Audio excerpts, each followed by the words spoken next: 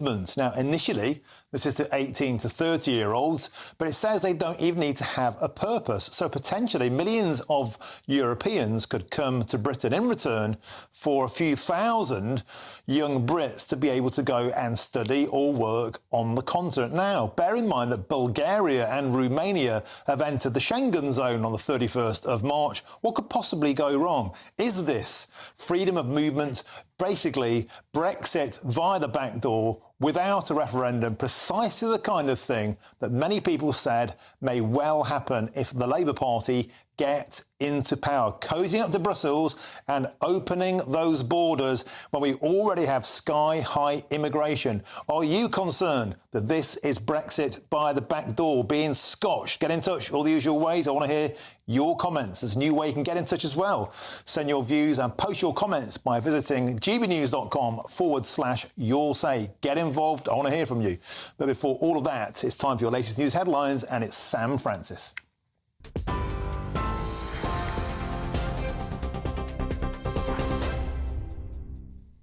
Martin, thanks very much, and good afternoon to you. It's just after 3 o'clock. Leading the news this hour, the UK and Western allies are calling for de-escalation in the Middle East after reports that Israel launched airstrikes against Iran overnight. State media there says 3 drones were shot down, with explosions heard at an airbase near the city of Isfahan. No damage or injuries have been reported in that latest exchange, though the strikes are thought to have been in response to last weekend's attack when Iran fired its own barrage of drones and missiles at Israel. Well, Labour leader Sir Keir Starmer has added to those calls for restraint. He says it's the best way forward. I'm deeply concerned about the prospect of escalation. Escalation of the conflict in the Middle East is in nobody's interest, and so it's very, very important, therefore, that everybody urges restraint on all sides. More than that, we really need that ceasefire in Gaza now, straight away, so that hostages can come out. Desperately needed aid needs to get in, desperately needed. And we need, if you like, a foot in the door for the political process to peace. In other news, the Prime Minister is promising that his Rwanda safety bill will be passed on Monday. Rishi Sunak couldn't confirm whether asylum flights would get off the ground by his spring deadline, but he did say his intention was to get the legislation through Parliament without any further delay. He says MPs will be forced to sit in the Commons until the job is done. The British Medical Association is urging Rishi Sunak to avoid using hostile language on what he described as sick note culture. During a major speech this morning, the Prime Minister said 850,000 more people are out of work since the pandemic and insists he's on a moral mission to fix the problem. The proposals, though, have been described as a full-on assault on disabled people. Rishi Sunak says he recognises he'll be accused of lacking compassion, but insists the UK can't afford a spiralling increase in the welfare bill. We now spend £69 billion on benefits for people of working age with a disability or health condition. That's more than our entire schools budget, more than our transport budget, more than our policing budget. And spending on personal independence payments alone, it's forecast to increase by more than 50% over the next 4 years.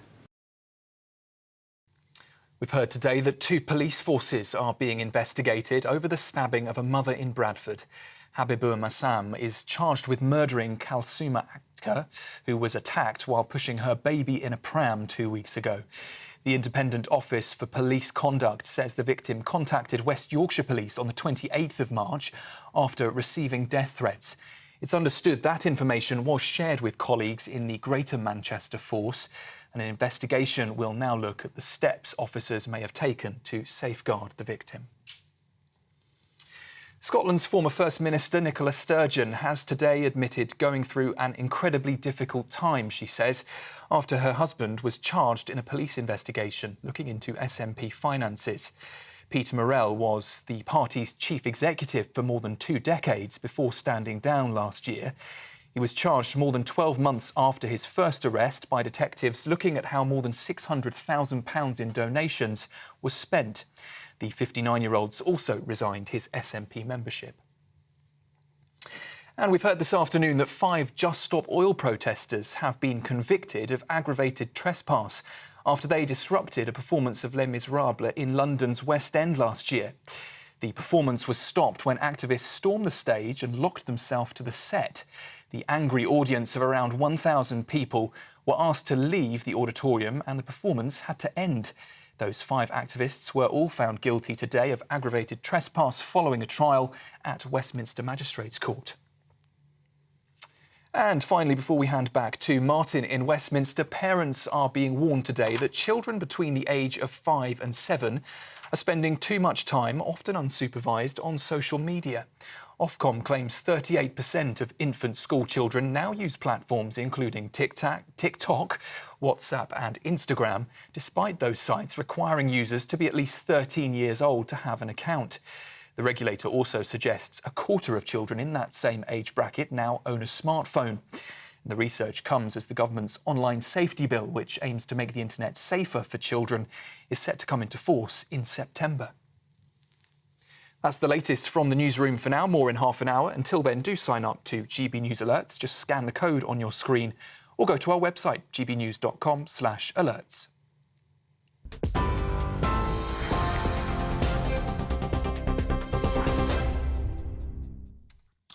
Thank you, Sam. Now, we've got absolutely shed loads to get through this afternoon, so let's get cracking. And after another dreadful week, Rishi Sunak has come out fighting and declared war on what he's called the UK's sick note culture.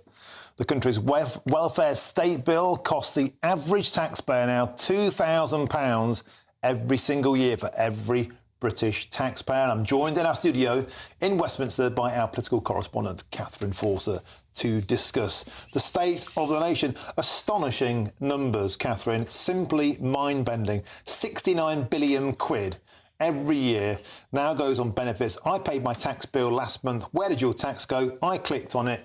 Long-term sickness and benefits is now second only to the NHS on what we spend our tax pound on. This is simply unsustainable. That's exactly what the Prime Minister said. 69 billion a year on long-term sick and disability benefits, projected to rise to 90 billion by the end of the next Parliament if nothing has done. As he said, it is totally, totally unsustainable. So this speech that he's made today, this is basically a problem that's been building for a long time. The government, for a long time, also, I think, put it in the too hard basket, but they finally decided to grasp this nettle, and the message from Rishi Sunak really is tough love. You're going to take your medicine, it's going to be good for you, you may not like it. Let's have a look at what he had to say earlier. The role of the welfare state should never be merely to provide financial support, as important as that will always be, but to help people overcome whatever barriers they might face to living an independent, fulfilling life.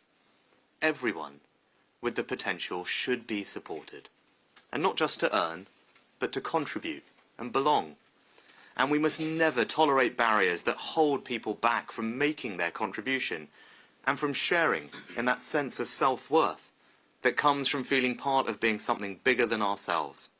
And that is why this is a moral mission, and why the value of work is so central to my vision for welfare reform. Well, there's Rishi Sunak saying, get on your bike. Catherine, there's a bitter irony in this. Sick pay was introduced by Maggie Thatcher in 1982 to get the dole numbers down, to massage the unemployment. In so doing, has she created a monster? A record 2.8 million people now on long-term sick. 850,000 sick notes increase since the pandemic. Is the pandemic partly to blame? Did it get more and more people used to getting paid for doing nothing? Well, certainly, Rishi Sunak said in the speech, in the period since the pandemic, something has gone wrong. Of course, millions of people had their wages paid by furlough. Now, that was an entirely artificial situation in an exceptional circumstance, but quite a lot of people left the workplace and simply haven't come back. And then there's all the associated problems as a result of lockdown. It was a very artificial situation. Some people got out of the way of working, but also some people have found adjusting to normal life again very difficult. We've seen this huge uptick in mental health issues, anxiety, depression. Over half of people now being put on sick leave have mental health issues. Often they go along with another condition too. So Rishi Sunak has said, that there's a risk of over-medicalising the everyday challenges and worries of life. So the message is they want to basically crack down on GPs just doling out fit notes, as they call them, because they given 11 million last year. 94% of those said that the person was unfit to do any work. The government wants health professionals to work with people from the benefit system and support people and try to get them back into work, whether that means working from home or making adjustments, but meaning that they can contribute in a meaningful way rather than having them languishing on benefits. And they're going to get much tougher with people if they view that they're able to work and turn down work. They may then lose benefits. So they are certainly cracking down. Now, you can see why they're doing it, because the costs are astronomical. But, of course, it's not going down well with everybody. I mean, the mental health charity Mind, that does, I would say, very good work, they have said this is deeply damaging. Their concern is that there are, of course, people with genuine mental health crises. There's been a huge surge in suicide rates, but there is a difference, isn't there, between something like that, which is critical and people really need support, and people just feeling a bit anxious. Does any of this matter? Is this rearranging the deck chairs on the Titanic? I mean, look, by every metric going, by every opinion poll worth, waving a stick at, the Conservatives are on their way out of power. Does any of this matter?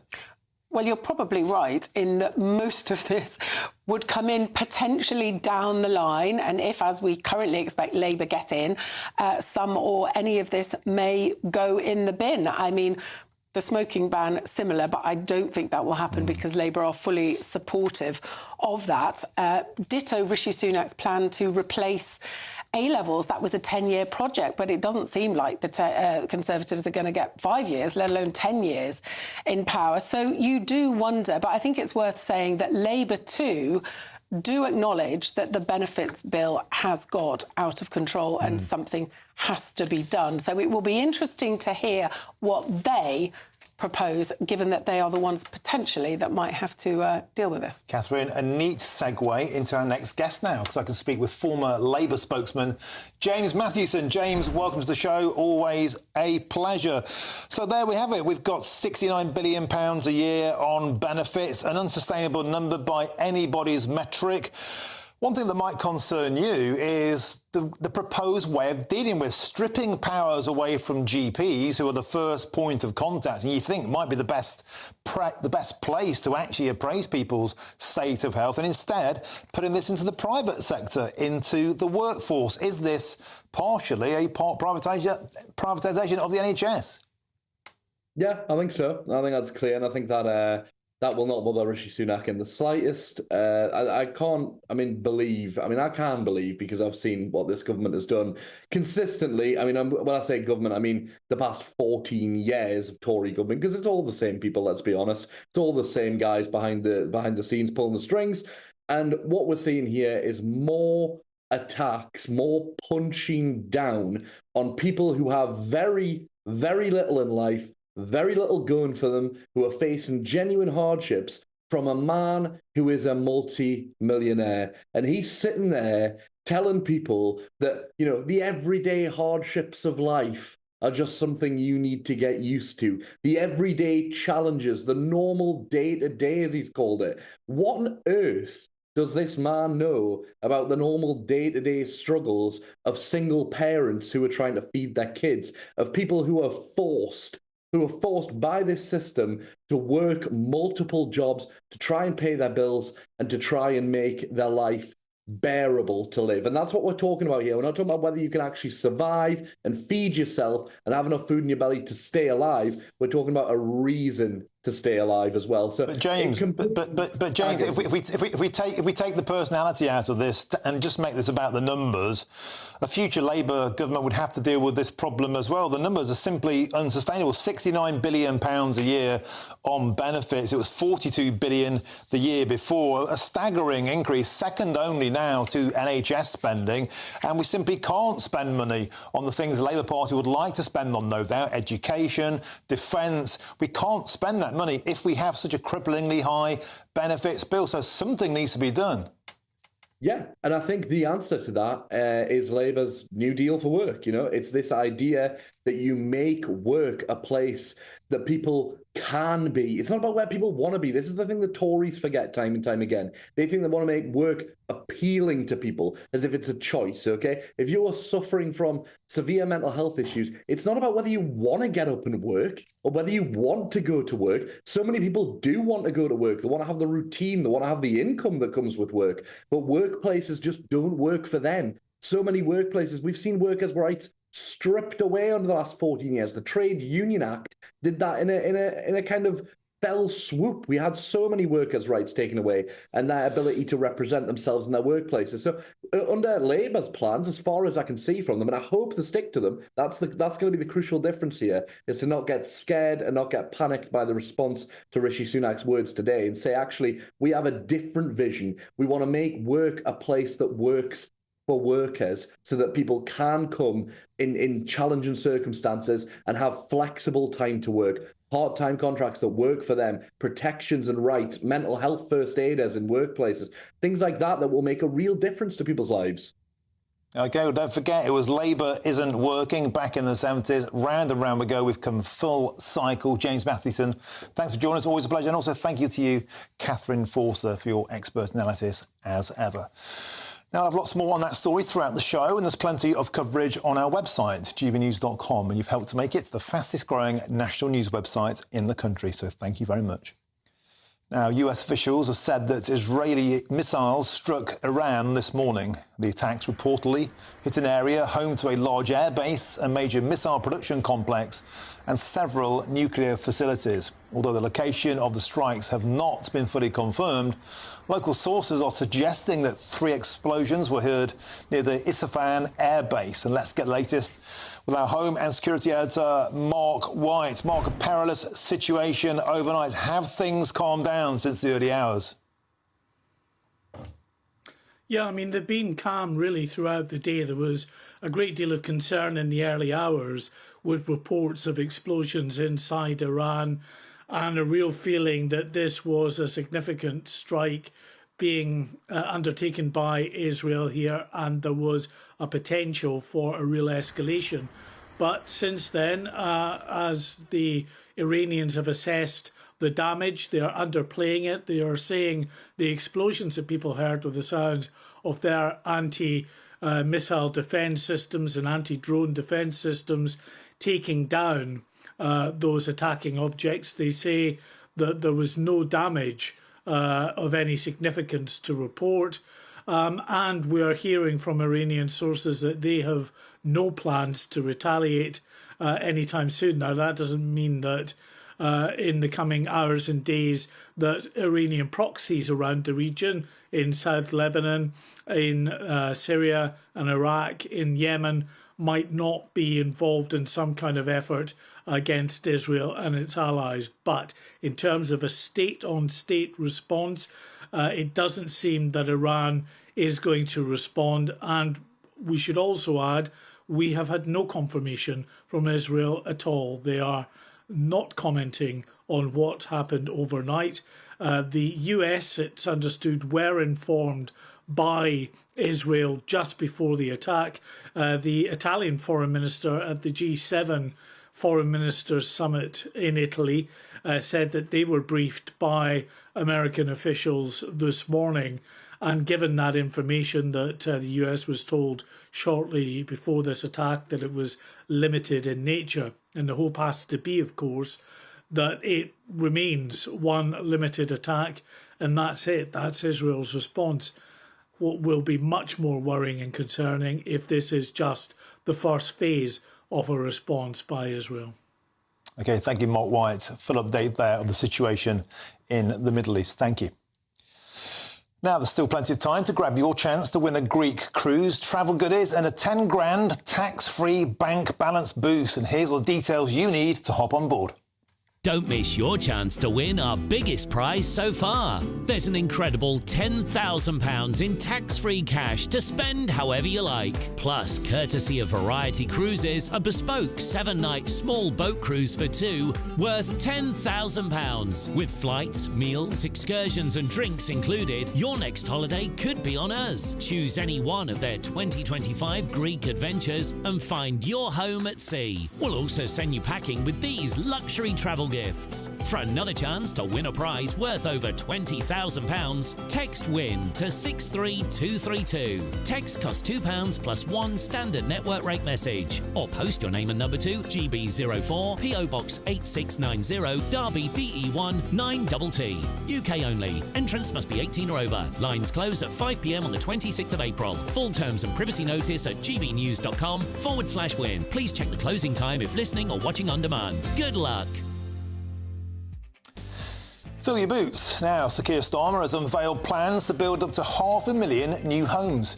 Well, GB News' economics and business editor Liam Halligan is going to give me his expert analysis on that next. I'm Martin Daubney on GB News, Britain's news channel.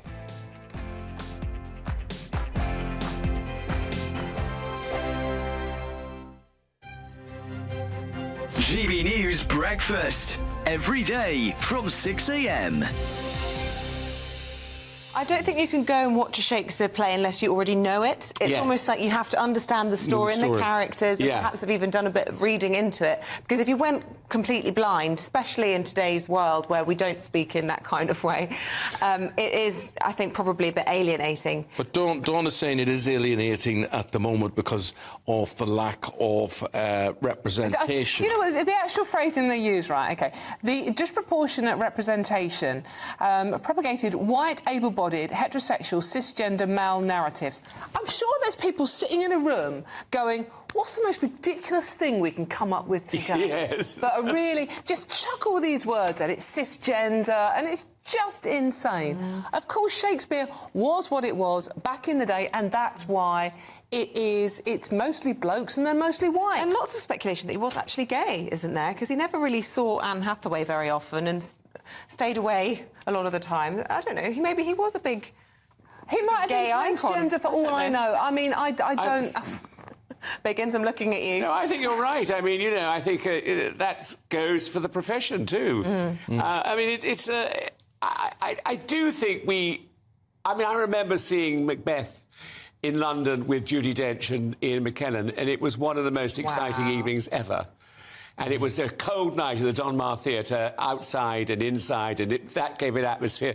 There are certain things that you go along and see something else, and you think, I'll walk out in the interval. Yeah. Macbeth is a sexy play, though. Let's talk about, there's so many. Can I live to be 100? Oh, this is depressing. I think it is depressing. I like to stay here now. I don't want to live to 100. Don't say that. I'm right behind you. I don't even want to. My father died at 63. That'll be me gone this year.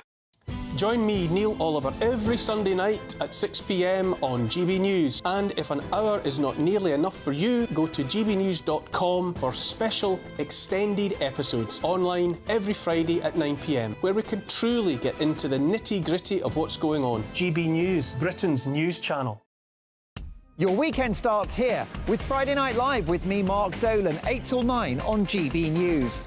Big stories, big guests and big laughs as we get you ready for a cracking weekend.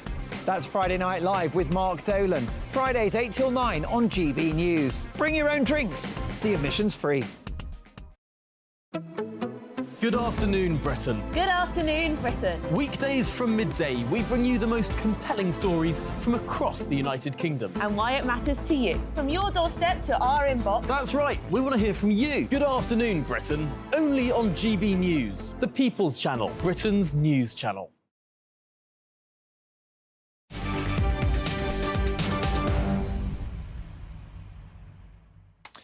Welcome back. Your time is 3:25. I'm Martin Daubney and this is GB News. Now, Sir Keir Starmer has unveiled plans to build on Britain's so-called grey belt. Now, if that's a new term to you, then join the club. And I'll tell you what brownfield sites and poor quality areas of the green belt or green spaces. That's what it is. It's a new name for existing land. And the Labour leader set out what he called the 5 golden rules for grey belt house building and pledged to deliver up to 500,000 new and affordable homes. Well, joining me now is Liam. Having a secure roof over your head is one of the dreams of so many people across the country, because it's a base camp, if you like, for life, for security, for everything they want to achieve. And that's why we've been setting out our plans for house building, 1.5 million houses over the course of a 5-year Labour government. We're here in Derby today. This is a brownfield site, was derelict for a while, now being developed. We want to see more of that, because that dream of home ownership has all bar vanished under this government, and we intend to rekindle it and make sure people have that basic security, that base camp from which they can go on and build their lives. Well, joining now to discuss this is Liam Halligan, GB News' business and economics editor with On the Money.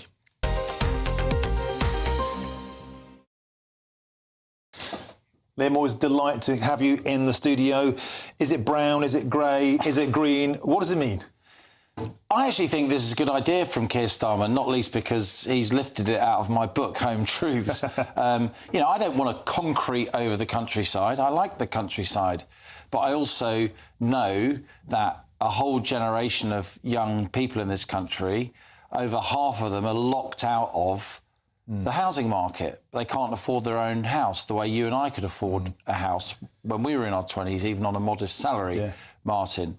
You know, I could buy a decent flat in central London as a trainee journalist with no parental help. I did the same, in the mid-90s. The idea of doing that now is insane. I mean, it just couldn't happen. And it's not just a London thing. It's in many other cities around the country, and not just the big cities as well. So I think Labour are right to try and get us building. The government's pledged 300,000 homes a year, and it's only really producing little more than 200,000. So there's definitely a political marketplace for this, particularly among young people. So look, the Green Belt, Martin, the Green Belt was created in the late 1940s, and the idea it's getting smaller, and the Lib Dems keep saying it's getting smaller, is absolute nonsense. Because since the late 1970s, the Green Belt has more than doubled in acreage. Wow. Right? It's gone up by 140%, and I've done the sums in my book. So it's more than doubled in size. And the reason it's more than doubled in size is because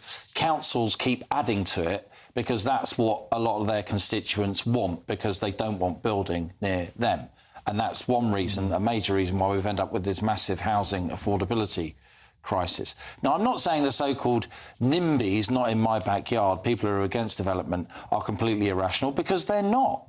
Because when you get new houses being built, there's very little in the way of schools, hospitals, doctor surgeries, roads. So what I propose in my book is a mechanism for financing schools, roads and other public infrastructure as the homes are built. But enough of that for now, because what Starmer's saying is that he wants the UK not to concrete over the Green Belt, but to recognise that the Green Belt, which covers 13% of the landmass of England, compared to residential property, which covers 2%, including gardens.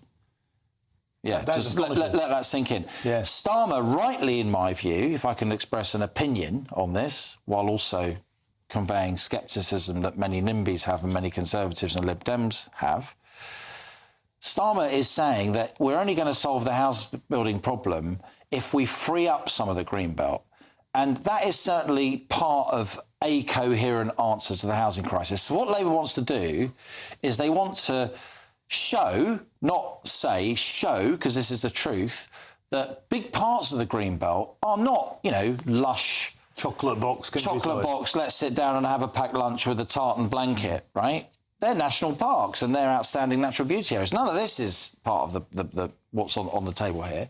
And some of the Greenbelt is really nice. But a lot of the Greenbelt is urban scrub. Yeah. A lot of the Greenbelt is inaccessible farmland that's fallow a lot of the time. A lot of the greenbelt has no aesthetic value whatsoever. A lot of the greenbelt is literally disused industrial areas and so on. So I think we should selectively and in a systematic way be reclassifying some of the greenbelt that possibly you could build on it at some stage. And that's what Labour wants to do. And I'd say that is a direct lift from my book, Home Truths, which came out 3 or 4 years ago. And what Labour wants to do as part of that, and again, if I may say so, I think this is a good idea, it wants to put a kind of bargain on the table that if developers want access to this so-called grey belt land, green belt, which isn't really green... They have to provide the infrastructure as well. No, they're not gone that far. That's what my book wanted. They haven't gone that far. They're saying that those developers have to guarantee a certain number of affordable homes. Now, that's where I start to have problems, because affordable, the definition is 80% of market value, which often isn't affordable. And also, again, as I show in my book, and as the Competition and Markets Authority is now investigating as a result of my book, if I may say so, the problem is that developers are so powerful, they're so big, they're so overmighty, they dominate the market to such an extent, a small number of them, that when it comes to their affordable housing obligations, when it comes to their what are called Section 106 obligations, they've got to provide a playground or a road or a school or something, they can often tell the local authority, nah, we're not doing it. We're too powerful and there's nothing you can do. That happens all the time. And Labour haven't shown any sense that they got the political nous or determination to tackle that particular problem. OK, a font of knowledge as ever. Liam Halligan, superb. Thanks for joining us in the studio. Interesting as well to see Sir Keir Starmer's around about there with Angela Rayner. She's back in public view. Now, there's lots more still to come between now and 4 o'clock. In a few minutes, I'll bring you a GB News exclusive that chilled me to the bones. There has been a tenfold rise in care sector investigations by the Labour exploitation watchdog. But first, it's your latest news headlines, and it's Sam Francis.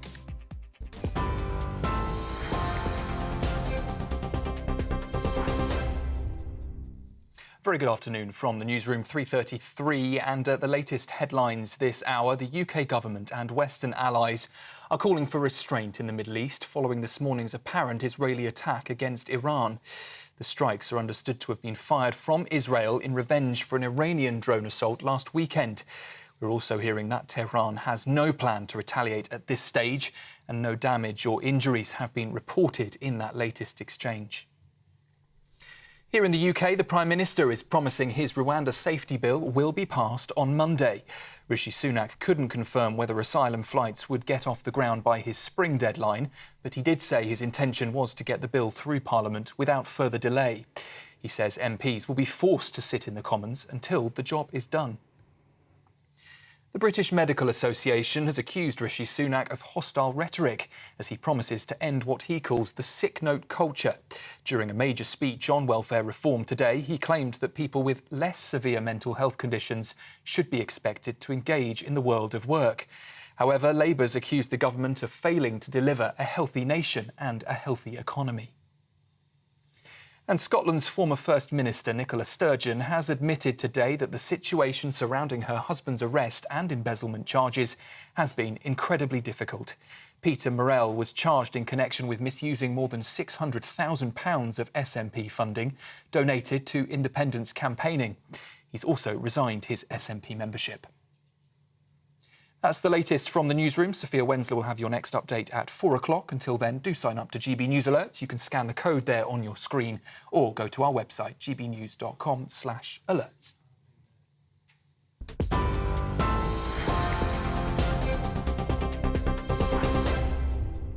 For stunning gold and silver coins you'll always value, Rosland Gold proudly sponsors the GB News Financial Report. And here's a look at the markets this afternoon. The pound will buy you $1.2462 and €1.1681. The price of gold is £1,919.61 per ounce, and the FTSE 100 is at 7,866 points. Rosland Gold proudly sponsors the GB News Financial Report.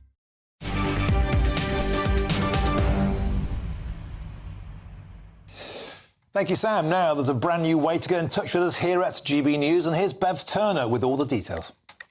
We are proud to be GB News, the People's Channel. And as you know, we always love to hear your views. Now, there's a new way of getting in touch with us at gbnews.com/your say. By commenting, you can be part of a live conversation and join our GB News community. You can even talk to me, Bev Turner, or any of the members of the GB News family. Simply go to gbnews.com/your say. The latest GB News travel. Hello, I'm Jules Buckley. Let's go then to West Yorkshire. Firstly, Leeds, the eastbound side of the inner ring road, the A58M, has a breakdown just around Woodhouse Lane, so a lane closure in place and it's causing queues. To Lichfield in Staffordshire, the northbound A38, Swinfen Island, up towards Cappers Lane is closed and queuing. A collision there means slow in both directions. Anti-clock M25, now there's a broken down van just before Potters Bar Junction 24, so the inside lane of 4 has been coned off. Congestion to about a mile from junction 25 Enfield, with that lane closure in place. And London Road in Essex, the A12, Calverton South 23 to Calverton North 24, blocked northbound and queuing. That's all due to an accident there at the moment. And for now, that's your latest. You can stay up to date throughout the day by visiting our website, gbnews.com. Good afternoon, Britain. Weekdays from midday.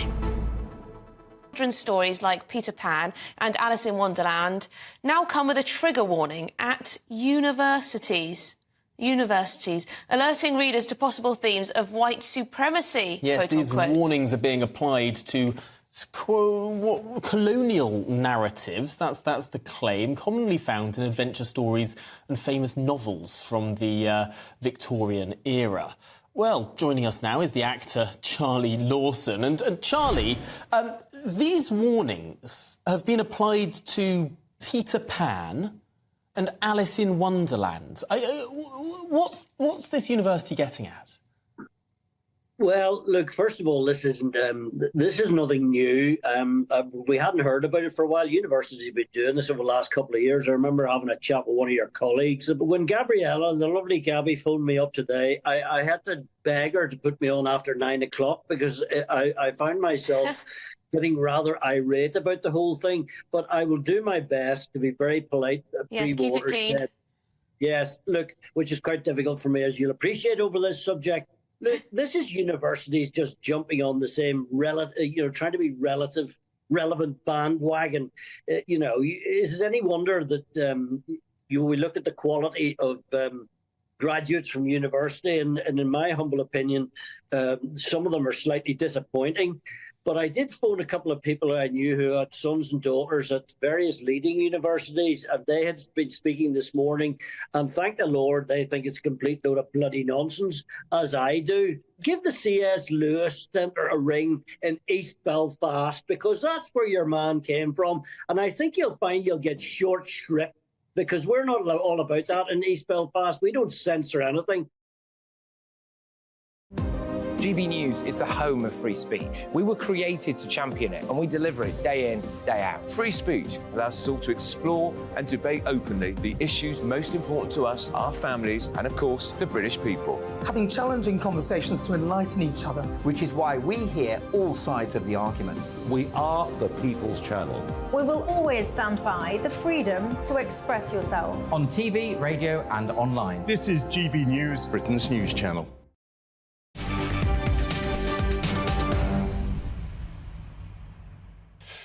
Welcome back. It's 3:39. I'm Martin Daubney and this is GB News. Now, later in the show, we'll look ahead to a huge weekend of football at both the top and the bottom of the Premier League, and that's where Forest are residing. But now, to a GB News exclusive, and there's been a staggering tenfold rise in care sector investigations by the Labour exploitation watchdog. And the Gangmasters and Labour Abuse Authority said that there were 44 investigations into the care sector in 2023, and in 2021 there were just 4. Well, I'm joined now by GB News reporter Charlie Peters. Charlie, a staggering increase in abuse. What's going on? They are significant numbers, Martin, and we took a look at this sector because of the health and care visa. So many more people have moved to Britain in the last few years to work in this industry. When the health and care visa was announced by the Department of Health, they anticipated just 6,000 people would take on that route into Britain. That would be amounting to just 0.3% of the NHS and social care total workforce. Well, in fact, since January 2021, when the Brexit transition period ended, some 570,000 people have arrived to work in Britain on that visa route. 99% of them are non-EU nationals. And so in many ways, it's not particularly surprising that there has been a rise in the labour exploitation analysis into this sector, but the rise is so significant. The surge from 0 investigations in 2020 to 44 last year. And that comes at a time when Unseen UK, which is a charity that has a modern slavery and exploitation helpline, said that last year it experienced a 30% rise in the number of potential victims who work in this space, who work in the care sector. The year before, they said there was a 606% rise. Many people have arrived to work in the sector with significant recruitment fees that are put on them. They're often placed in unsafe accommodation. And in one case that was revealed early this year by the former Chief Inspector of Borders and Immigration, David Neal, there was a case where 275 visas were issued by a care home that doesn't even exist. So it's an extraordinary situation. And when I asked the watchdog, the Gangmasters and Labour Abuse Authority, to give me some detail on those investigations, how many of them have led to action being taken, they said that information would be too costly to reveal.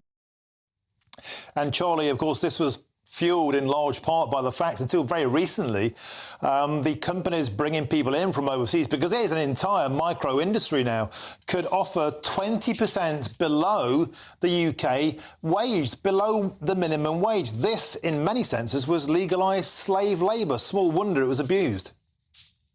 Yes, indeed, and a significant number of those arriving on that visa route were dependents of workers, not just workers themselves, which helped to fuel that record net migration figure last year. The government has taken action, they say, to crack down on that visa route by rejecting the number of dependents able to arrive through it. Also, for students, it's worth noting. But the fact remains that the best part of 1 million people have now arrived on that route since the end of January 2021. People I've spoken to on the back of the figures that we've been able to reveal have expressed their concern as well. Neil O'Brien, the Tory MP, said to me that it was a boon for criminals and exploiters.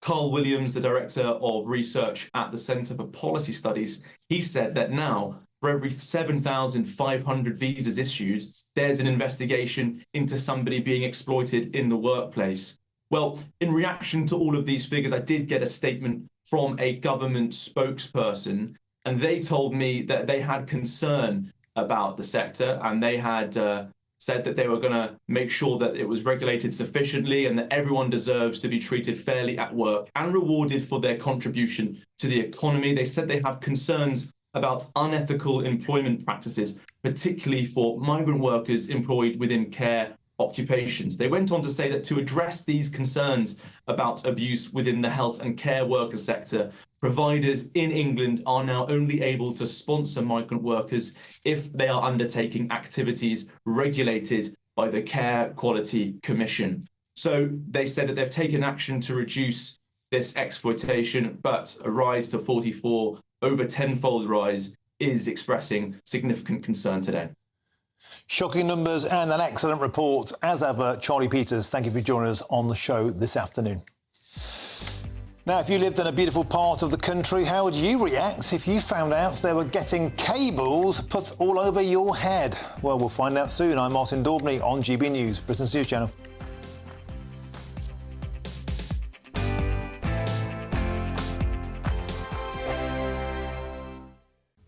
Hi there and welcome to the latest GB News weather forecast from the Met Office. Showers today will ease overnight with skies clearing. It's going to turn chilly with a touch of frost in places as higher pressure moves in from the west, but that will bring a fine start to the weekend for many of us. Finally, a period of settled weather. But for the time being, still some showers out there. They're going to ease as they spread south through the evening, and then after midnight, most places will be dry with increasingly lengthy clear spells and lighter winds. That will lead to temperatures falling away 3 to 5 Celsius for many, but close to 0 in some shelter spots, so a touch of frost first thing tomorrow. However, plenty of sunshine from the word go. 1 or 2 mist and fog patches soon clearing from Northern Ireland. And then the best of the sunshine really across Northern Ireland, Western Scotland into parts of Wales and the southwest. Elsewhere it does turn a little cloudier into the afternoon. And we've still got a bit of a breeze down the North Sea coast. That'll make it feel cool, 9 or 10 Celsius. But in the sunshine and lighter winds elsewhere, 13 or 14 Celsius. Very pleasant. There will be some outbreaks of light rain in the far north on Saturday, spreading into central parts. By Sunday, a cloudier day for many, and those dribbles of rain will push into the Midlands by the end of the day, making it feel a little disappointing. Monday sees further light rain across central parts, some sunshine elsewhere.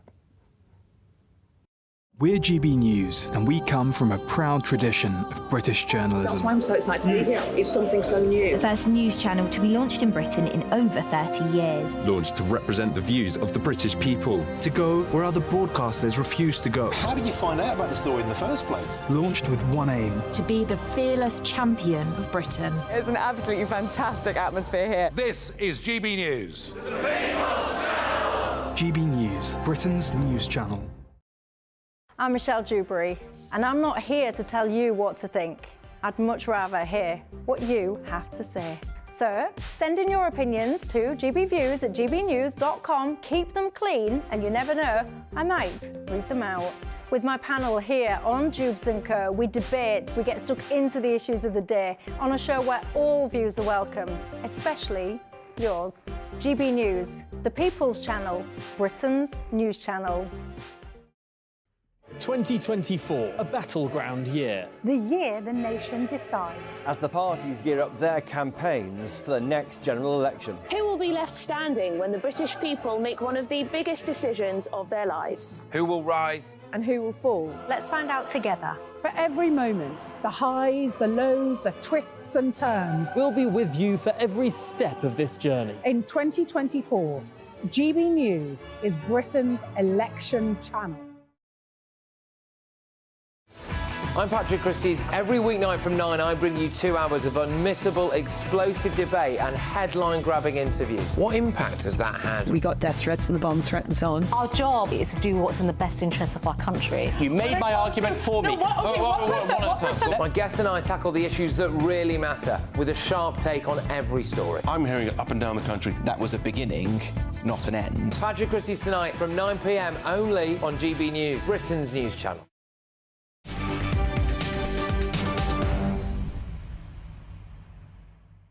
Welcome back. It's 3:48. I'm Martin Daubney, and this is GB News. Now, coming up at 4 o'clock, Rishi Sunak has today promised the clampdown on what he's branded Sick Note Britain. But is it too little too late, not just for the Tories, but for our massive benefits bill, a whopping 69 billion quid a year? Can you add 'em and leave it?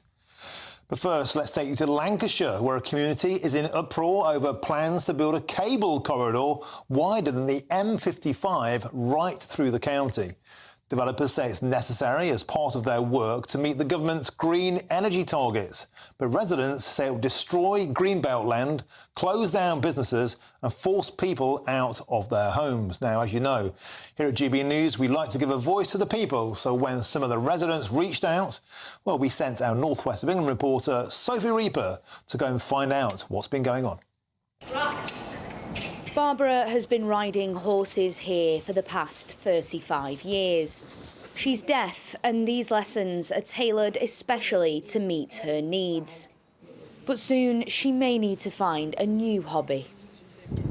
Under proposals to connect a wind farm off the Morecambe coast to a sub-power station in Preston, construction to link the two assets would meet the border of the riding school. If it goes ahead, the owner says the 3,000 lessons they offer each year for disabled riders like Barbara would have to be cancelled, and they would be forced to close their doors for good. Horses are very sensitive creatures, so they're not as logical as us, and they don't understand words like there's going to be a loud noise in a minute. So to have this sudden explosion of vehicles and everything else going on, the horses are not safe to be used. 2 weeks ago, the school received a letter informing them that mobilisation activities would begin this month. That's despite consent for development not yet being approved. How is it allowed to happen? How are big companies allowed to do this? All around me here, there are homes, businesses, and just down the road, the small village of Freckleton. There, locals are extremely concerned about how these plans could affect life as they know it. One local resident, Andrew Lee, has lived here for 56 years. He runs the local post office, but says his true life's work is conservation. I did a bird survey over the last 20 years on this ground, and it includes 100 species of birds. Plus, we've got a massive brown hare population.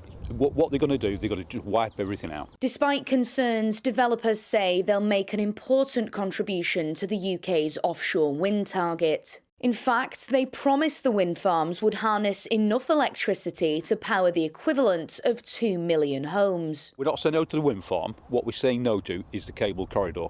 The cable corridor is going to cut Fylde in two. It's not a case of can we do it, it's a case we are doing it, full stop, and it's just wrong.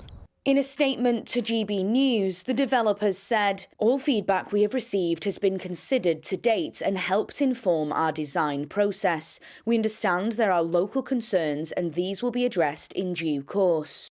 And yet, for the local residents, they feel they're being listened to but not heard. The noise and the land and the site and the ugliness of it, if I'm honest, really do concern me. This is going to change the whole landscape around here and become much more of an industrialised area. So absolutely, yeah, we would probably move away.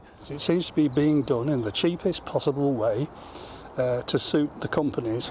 Now, with a parliamentary petition in place and support continuing to grow, the people of Fylde will do what they can to save what they believe needs saving.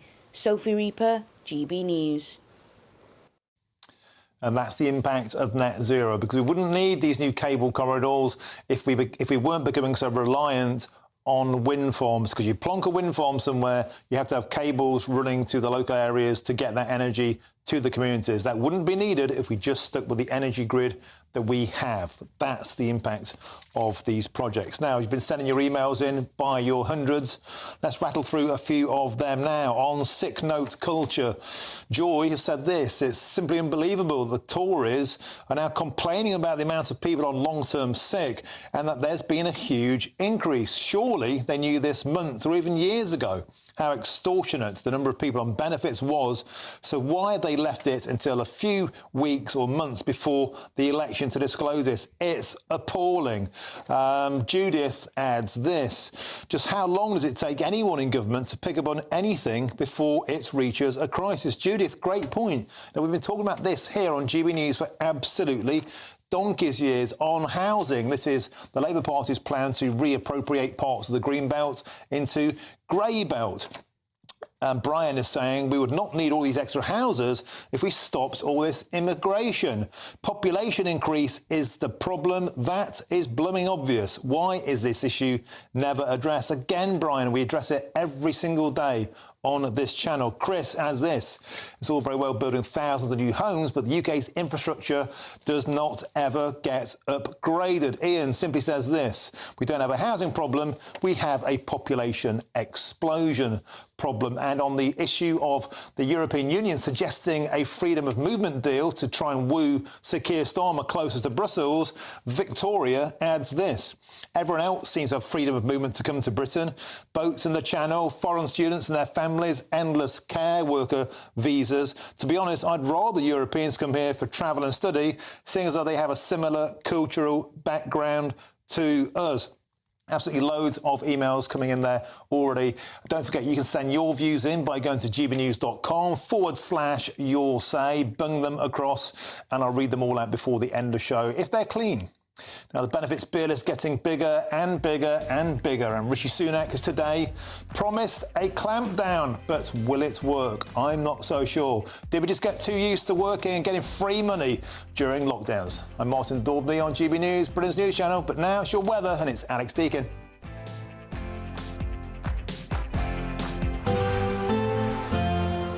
A brighter outlook with Box Solar, sponsors of weather on GB News.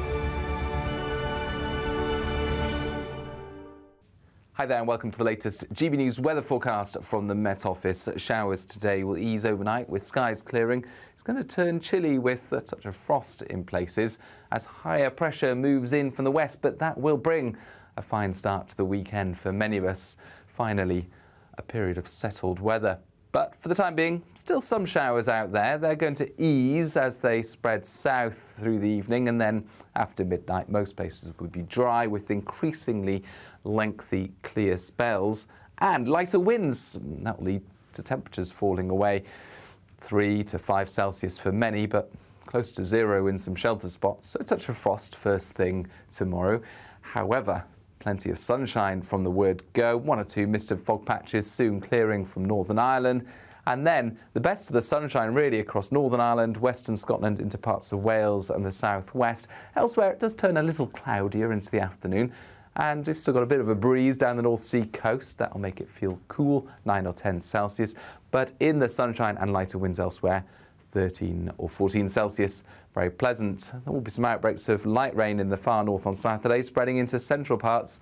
By Sunday, a cloudier day for many, and those dribbles of rain will push into the Midlands by the end of the day, making it feel a little disappointing. Monday sees further light rain across central parts, some sunshine elsewhere. That warm feeling inside from Boxed Boilers, sponsors of weather on GB News.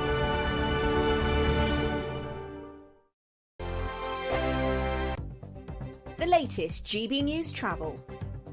Good afternoon, I'm Jules Buckley. The northbound M6 at the Lancaster turn-off junction 34's queuing. A collision means there's a lane closure in place.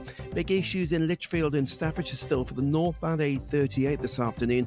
Now it's closed between Swinfen Island, that's the A5206, and the turn-off at Cappers Lane in Lichfield. Investigation work continues. Very slow on all surrounding routes. The A5 also congested as well. Southbound M1, a lane shut on the exit slip coming off for the Luton Airport Spur Road. That's junction 10. There's a breakdown there, so slow going. And the northbound M11 in Essex. So that's queuing around the turn off at Bishop Stortford, junction 8. Not helped by an earlier collision. All the lanes back open. There's still some residual delays in evidence. And for now, that's your latest. You can stay up to date throughout the day by visiting our website, gbnews.com. With thanks to Variety Cruises, a family company sailing since 1942, you have the chance to win a £10,000 7-night small boat cruise for 2. With flights, meals, excursions and drinks included, you'll be able to choose from any one of their 2025 Greek adventures and explore Greece like never before. Plus, you'll also win £10,000 in tax-free cash to make your summer sizzle. And we'll pack you off with these luxury travel gifts. For another chance to win a prize worth over £20,000, text prize to 63232. Text costs £2 plus 1 standard network rate message. Or post your name and number to GB04 PO Box 8690 Derby DE1 9TT. UK only. Entrance must be 18 or over. Lines close at 5 p.m. on the 26th of April. Full terms and privacy notice at gbnews.com/win. Please check the closing time if listening or watching on demand. Good luck. I'm Christopher Hope. And I'm Gloria Di Piero, bringing you PMQ's live here on GB News. Whenever Parliament is in session on a Wednesday at midday, we'll bring you live coverage of Prime Minister's questions. We'll be asking our viewers and listeners to submit the questions that they would like to put to the Prime Minister, and we'll put that to our panel of top politicians in our Westminster studio. That's PMQ's live here on GB News, Britain's election channel. 2024, a battleground year. The year the nation decides. As the parties gear up their campaigns for the next general election. Who will be left standing when the British people make one of the biggest decisions of their lives? Who will rise? And who will fall? Let's find out together. For every moment, the highs, the lows, the twists and turns. We'll be with you for every step of this journey. In 2024, GB News is Britain's election channel.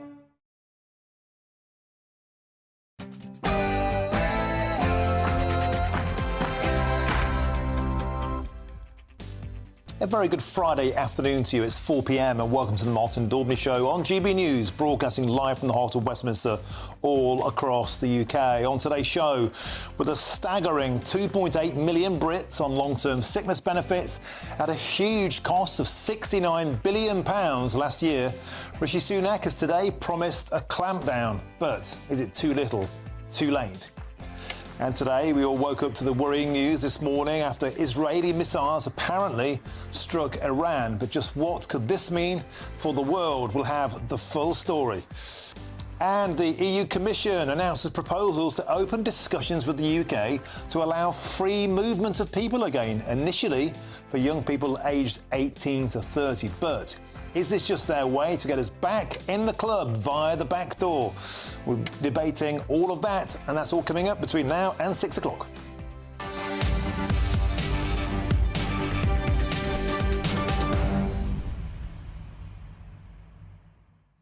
Well, the show, always a pleasure to have your company. 69 billion quid on benefits last year, the second biggest outlay of every pound in tax that you pay after the NHS. It's simply unsustainable. It's going through the roof. Why on earth has it taken the government so long to wake up to this? We've been talking about it for years here on GB News. It's simply unsustainable. Now, at last, Rishi Sunak has spoken up. Do you think there will be a clampdown, or is it empty rhetoric to try and get votes ahead of the next general election? And are you concerned, as I am, that the European Union offering a return of freedom of movement to young people is a way of getting closer ties with Brussels, precisely the kind of death by 1,000 treaties many people worried might happen under a Labour government? Get in touch, all the usual ways, and there's a new way. This time it's gbnews.com/your say. Log on, you'll see my ugly mush. Leave a comment, I'll read out the best before the end of the show. But first, let's rock into your latest news headlines, and it's Sophia Wensler.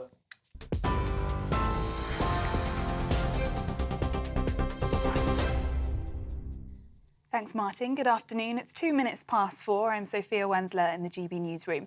Your top story this hour: the UK and Western allies are calling for de-escalation in the Middle East after reports that Israel launched airstrikes against Iran. State media says 3 drones were shot down, with explosions heard at an airbase near the city of Isfahan. No damage or injuries have been reported in the latest exchange. The strike is thought to be in response to the last weekend's attack, when Iran fired a barrage of drones and missiles at Israel. Labour leader Keir Starmer has added to calls for restraint as the best way forward. I'm deeply concerned about the prospect of escalation. Escalation of the conflict in the Middle East is in nobody's interest, and so it's very, very important, therefore, that everybody urges restraint on all sides. More than that, we really need that ceasefire in Gaza now, straight away, so that hostages can come out. Desperately needed aid needs to get in, desperately needed. And we need, if you like, a foot in the door for the political process to peace. Now, the Prime Minister is promising his Rwanda safety bill will be passed on Monday. Rishi Sunak couldn't confirm whether asylum flights would get off the ground by his spring deadline, but he did say his intention was to get the legislation through Parliament without further delay. He says MPs will be forced to sit in the Commons until the job is done. Scotland's former First Minister has spoken for the first time since her husband was charged by police. Nicola Sturgeon was questioned by journalists as she left her home in Glasgow. It's incredibly difficult, but, you know, that's not the main issue here. So I can't say any more. I'm not going to say any more. If you don't mind. Peter Murrell, who was the SNP's chief executive for more than 2 decades before standing down last year, has been charged in connection with the embezzlement of funds. Detectives are investigating how more than £600,000 in donations for independence campaigning was spent. The 59-year-old, who is no longer in custody, has also resigned his SNP membership. The British Medical Association is urging Rishi Sunak to avoid using hostile language on what he described as sick note culture. During a major speech, the Prime Minister said 850,000 more people are out of work since the pandemic and insists he's on a moral mission to fix the problem.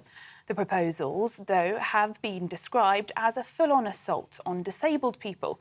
Rishi Sunak recognised he'll be accused of lacking compassion, but insists the UK can't afford a spiralling increase in the welfare bill.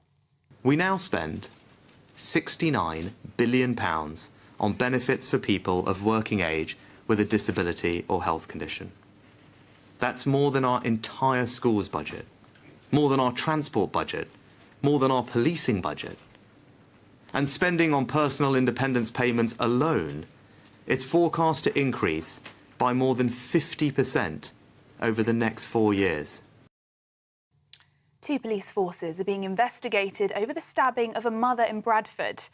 Habiba Massam is charged with murdering Kulsuma Akhtar, who was attacked while pushing her baby in a pram 2 weeks ago.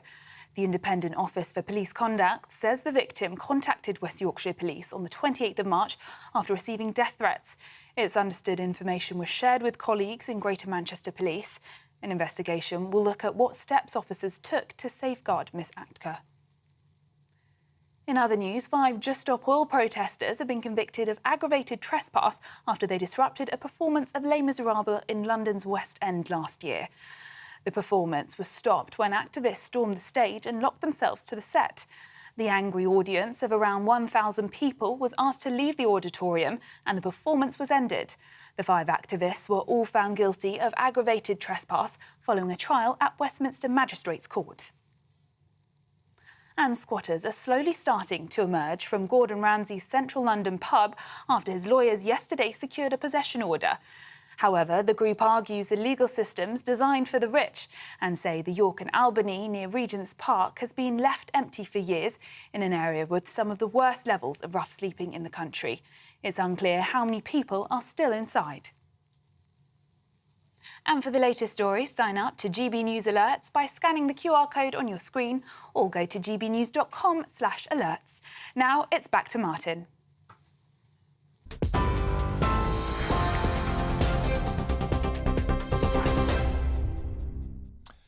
Thank you, Sophia. Now we've got absolutely loads to get our fangs into this hour, so let's get chomping. Now, after another dreadful week, Rishi Sunak has come out fighting and declared war on what he's called the UK's sick note culture. The country's welfare state bill now costs the average taxpayer a staggering £2,000 each every single year. Well, I'm joined in our studio in Westminster by our political correspondent, Catherine Forser. Catherine, welcome to the studio. Always a delight to have your company. The numbers are absolutely mind-bending. A record 2.8 million on long-term sick now. That's a huge increase of 850,000 since the pandemic, and the numbers, £69 billion a year, sickness benefits now second only to the NHS. Yes, they're spending more on this than they are on education, than they are on the police, and that's 69 billion. That's up from 42 billion before the pandemic. So you can see what a massive jump. That's projected to go up to 91 billion by the end of the next Parliament if this is not addressed. So you can see why the government is determined to sort of grasp this. This is very difficult. It's very controversial. It's going to upset a lot of people. It's very difficult to get the balance right between, carrot and stick, basically. But the government have obviously decided that it's got to a critical point. So Rishi Sunak making this big speech a little bit earlier, saying that he feels that he has got a moral duty to enable people who can work to get back to work. Let's have a little look at what he had to say. The role of the welfare state should never be merely to provide financial support, as important as that will always be, but to help people overcome whatever barriers they might face to living an independent, fulfilling life. Everyone with the potential should be supported, and not just to earn, but to contribute and belong. And we must never tolerate barriers that hold people back from making their contribution and from sharing in that sense of self-worth that comes from feeling part of being something bigger than ourselves. And that is why this is a moral mission, and why the value of work is so central to my vision for welfare reform. Well, Catherine, we've had hundreds of your says about this. I want to read out a couple to you to give you a flavour. Alan says this: I am all for the changes Mr Sunak is proposing to address the sick note culture. What I don't understand is why he didn't recognise this and address it when he was the Chancellor. Why has he waited until now? Why not let Labour drown trying to fix this problem? Well, that's a good question, because the reality is that these announcements will please some. Yeah. They're going to annoy a lot of people. Charities such as Mind have said that these comments that Rishi Sunak has made, for example, he said there's a risk of over-medicalising the everyday challenges and worries of life. Mind have said that those sorts of comments are deeply damaging and risk sort of vilifying people that have genuine mental health problems. But of course, these issues have been going on for some time. The Conservatives are not expected to be in power after the next election. They could very easily just let this drift on, because the likelihood is that it's going to soon become Labour's problem. And Labour, too, have acknowledged that the welfare budget is out of control. But I think worth saying, there has been a real explosion, hasn't there, particularly in mental health conditions. Over half of the people signing on for sickness benefit now have some mental health issues, either anxiety or depression or something else. Often those coexist with another condition. But of course, there is a difference, isn't there, between people that have acute psychological problems who very much need proper health and support. And bear in mind, mental health services in this country are massively stretched. Very often, especially with young people, there simply isn't the care there until people get to a critical point. And sadly, sometimes it's too late, and the suicide rate has gone up too. So this needs to be taken seriously. But another point is that, of course, we've got millions of people sitting on waiting lists to start routine treatment. Now, if you are waiting for major surgery, you've got major health issues, that is going to keep a lot of people out of the workplace too. So it's very difficult.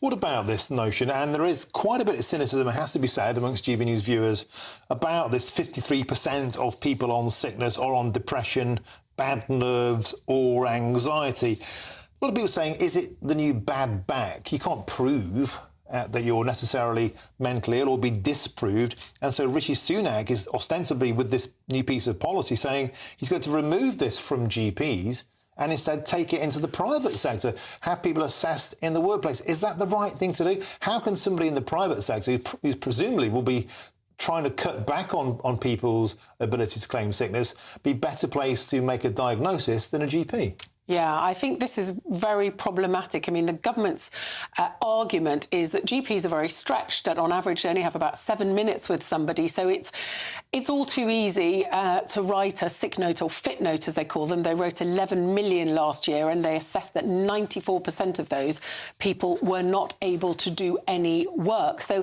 it's quick and easy for GPs. But what the government is proposing is to basically have, I think Mel Stride, the Work and Pensions Secretary this morning, talked about a sort of one-stop shop where you would have health professionals and people from the benefits department working together to help people stay in work if possible, or to help them back to work. Well, that might sound great, but that's easier said than done, isn't it? Because we've got difficult to get an appointment with a GP, shortage of doctors, NHS under strain. How are you going to get this up and running? And as you say, there's going to be conflict of interest between a doctor who will primarily be concerned with patients' health and somebody from the benefits department who will be wanting very much, if at all possible, to get that person back to work. So I think it sounds great. I think actually how you would do that in practice, that seems very challenging to me. Well, 91 billion quid by the time the next Parliament comes in per year surely is something that the Labour Party couldn't afford to ignore either. Can we talk about politics in the gutter? The absolute state of politics at the moment. You've worked in politics for a long time.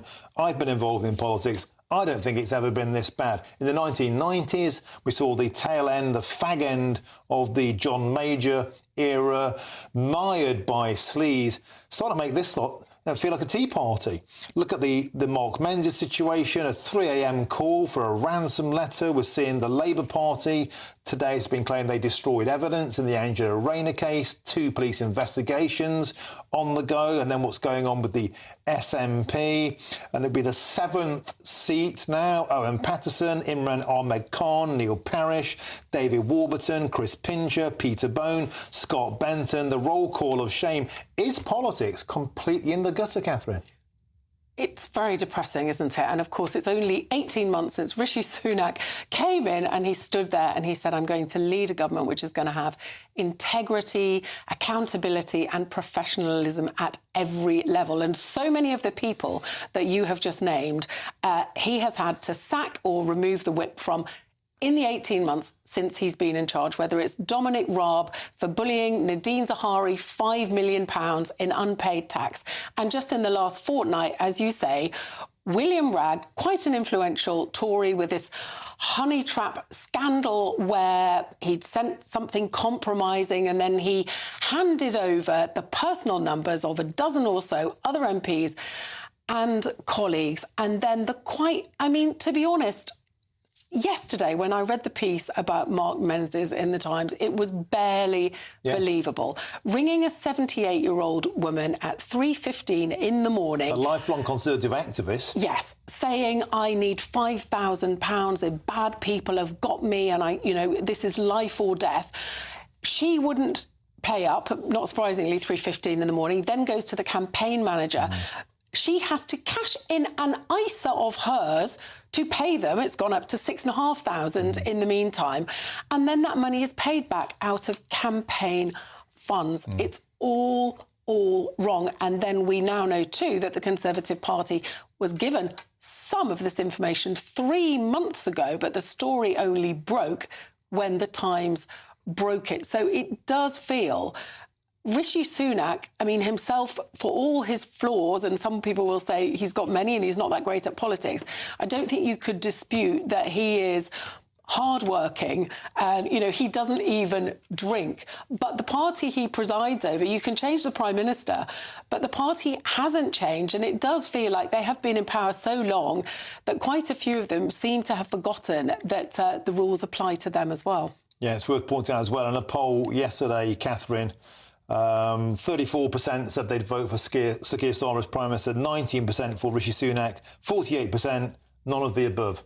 Maybe, Catherine, somebody should change their name to Mr. None of the Above and they will get elected. It's a truly astonishing situation. Now then, moving on. Sir Keir Starmer spoke to the media today and he wouldn't be drawn into answering whether the party has provided funding for tax or legal advice for his deputy Angela Rayner's tax affairs. And how damaging could this story be for Labour? Let's come back to you on this one, Catherine. So, again, this is the story I was mentioning earlier on. No information being forthcoming. Isn't this astonishing from somebody like Sir Keir Starmer, who's meant to be a forensic, legal-minded leader, doesn't seemingly want to know. The scandal just keeps rolling on and on and on, and just won't go away. This is the story that's now been rumbling around for not far off 2 months now. And the reason it's still going on is because Angela Rayner, they've said she's answered many questions, but she hasn't answered many questions to the media. I was at a lunch with her a few weeks ago and other journalists. We repeatedly pressed her on why it was that she wasn't liable for capital gains tax on the sale of this ex-council house. She actually got quite upset. You think of her as being very fiery, very feisty. She was nearly in tears. She was saying, look, I was a carer. It was a long time ago. I've got a complicated family situation. I've got a registered blind child, etc., etc. But the bottom line was she didn't pay capital gains tax, sorry. There can be several reasons for that. First of all, she said it was her main residence. Now, it appears that it wasn't. It appears that she was living somewhere else down the road with her then husband. However, that is allowed. You can designate whichever main residence as you want as a couple, but you can't have both. Or she spent so much in doing up that house that meant there was no liability. Now, that's been suggested in the last day or so that, in fact, there was a big kitchen renovation. Her brother, that neighbours say lived there, was very handy, apparently. So it may be that is the reason. But why not just say that? Because until we get to the bottom of this, people will keep asking questions. And of course, it completely suits the Conservatives, who are up against it with the poll. They think there's ammunition here, and they're going to keep going. Yeah, Catherine Forster, both of the major parties facing issues this side of the border, and of course the SNP up north. Thank you for joining us, Catherine Forster. Excellent as ever. Now, don't miss out on your chance to win a £10,000 Greek cruise, a luxury travel bundle and a whopping 10 grand tax-free cold, hard cash. It's our biggest prize of the year so far, and here's how you could hop on board. With thanks to Variety Cruises, a family company sailing since 1942, you have the chance to win a £10,000 7-night small boat cruise for two. With flights, meals, excursions and drinks included, you'll be able to choose from any one of their 2025 Greek adventures and explore Greece like never before. Plus, you'll also win £10,000 in tax-free cash to make your summer sizzle. And we'll pack you off with these luxury travel gifts. For another chance to win a prize worth over £20,000, text WIN to 63232. Text costs £2 plus one standard network rate message. Or post your name and number to GB04 PO Box 8690 Derby DE1 9TT. UK only. Entrants must be 18 or over. Lines close at 5 p.m. on the 26th of April. Full terms and privacy notice at gbnews.com/win. Please check the closing time if listening or watching on demand. Good luck. We can almost taste the ouzo now. Don't go anywhere, because up next we'll be discussing the reported Israeli strikes on Iran this morning and just how consequential for the West could these be, and the pounds and the pence in your pocket. I'm Martin Daubney on GB News, Britain's news channel.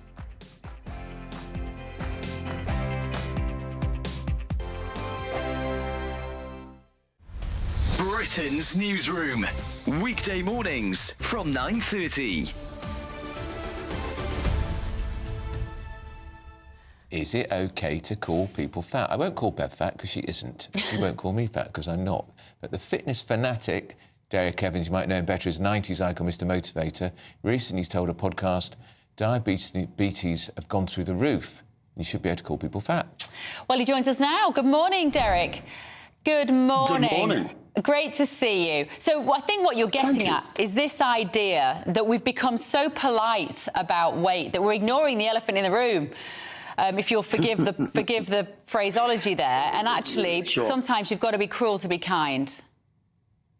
Well, actually, this has been taken out of all context. I actually didn't say you're entitled to call people fat. What I did say is that in the 80s and 90s, I remember the way I got into television, there was a gentleman walking at reception while I was waiting for the people I was training. And for some reason, I got up and I prodded him in the belly. And I said to him, you need to deal with that. That was fat.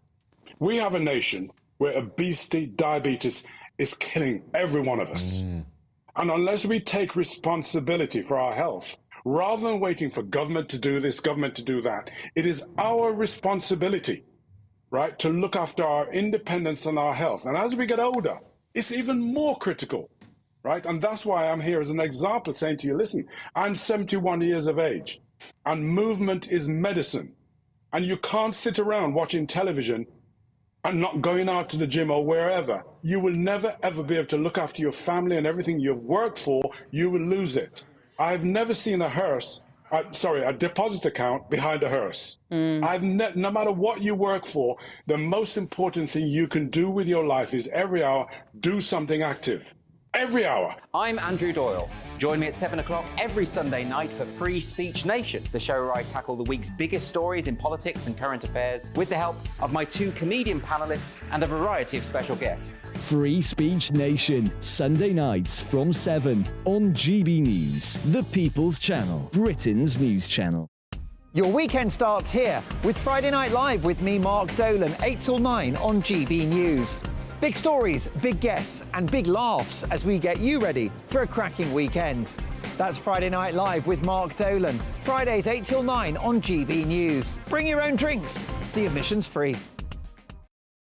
Every Sunday from 11, join Michael Portillo. There will be topical discussion, looking at the week before and the week to come. So kick back and relax at 11 a.m. on Sundays on GB News with me, Michael Portillo. GB News, the People's Channel, Britain's news channel.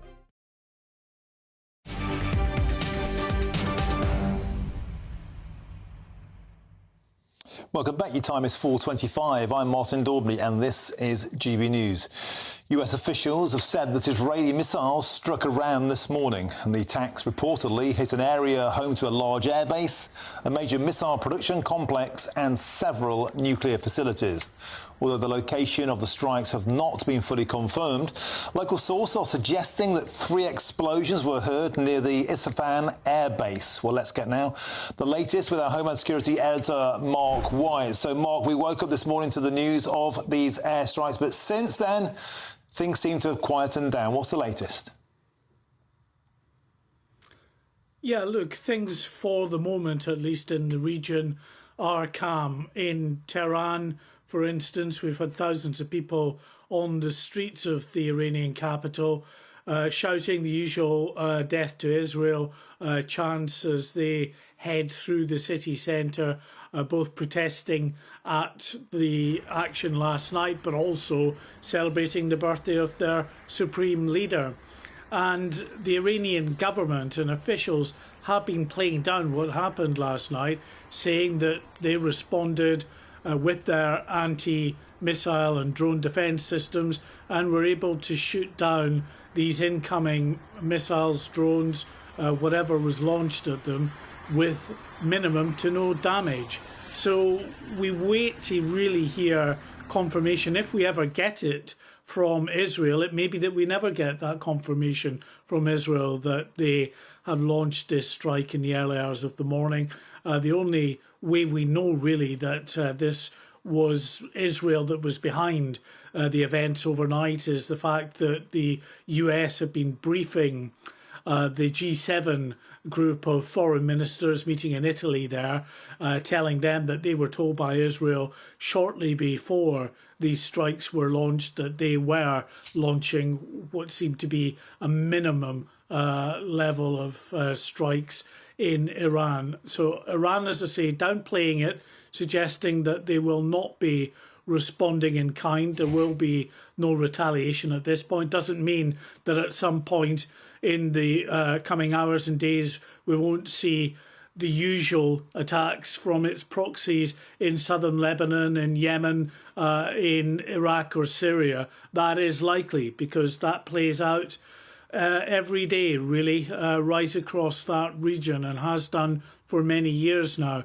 But in terms of this big threat of state-to-state war, which began, of course, with that very significant launch of drones and ballistic missiles and cruise missiles on Saturday night, the response from Israel thus far has been limited. Now, that doesn't mean, Martin, that that will be the full response and that is the end of the matter. This may be the first phase. We don't really know. The hope will be amongst Western leaders, Martin, that that is it, that Israel has sent a message and they will leave it at that for the time being. Excellent summary, as ever. Thanks for joining us, Mark White. And joining me now to discuss this further is the former British Army officer and defence analyst, Lieutenant Colonel Stuart Crawford. Stuart, welcome to the show. Always a pleasure to have you on. So for now, we have a standoff, we have a peace, but how fragile do you think that peace could be? An interesting question, and I think that Mark's report, which we've just heard, is pretty on the money in terms of where we are at the moment. It's difficult from open sources to know exactly what's going on because the US is saying that an Israeli missile was launched and hit Iran. The Iranians were saying, no, nothing hit them, or if anything did hit them, it was just a few drones. And the Israelis are saying nothing. my opinion at this stage, and I don't have any information other than what appears in open sources, is that the Israelis have fired a shot across the Iranian bows, basically saying, look, we can get to you if we want, so back off. The other interpretation, of course, is that this is a trial run for something greater to come. And if that is to happen, it will happen over the weekend. But let's hope that, wiser heads prevail and the whole thing is cooled down and we don't have any escalation or continuation of that sort of level of missile and drone exchange. Stuart, what's been interesting is that a lot of reports have been saying this is precisely what the West didn't want Israel to do. But Israel has a right to defend itself, doesn't it? After what happened on October the 7th, it has every right. Nations around the world saying, oh, you must wind down. Joe Biden saying, take the win. But October the 7th changed everything. Yeah, indeed it did. And I believe that Israel has an absolute right to take whatever action it thinks necessary to stop the October 7th attack ever happening again, if that's not too great an aspiration. But there's no doubt that Iran has said that it wants to remove Israel from the map, from the Middle East, from the world, and therefore Iran is Israel's enemy. And Israel, of course, its greatest ally is the US. And the US is desperately keen not to become involved in any sort of regional, conventional conflict. But I've said for many months and years now that at some point the US is going to have to deal with Iran, hopefully through diplomatic means, but if push comes to shove, by other means. And of course, historically, Stuart Crawford, the Americans have sent billions of dollars to Iran. I wonder if they regret that now. Thanks for joining us on the show, Lieutenant Colonel Stuart Crawford. Always a delight to have your expert insight. Now, there's lots more still to come between now and 5 o'clock. In a few minutes, I'll bring you a GB News exclusive that chilled me to the bones. There has been a tenfold rise in care sector investigations by the Labour exploitation watchdog. But first, it's time for your latest news headlines, and it's Sophia Wensler.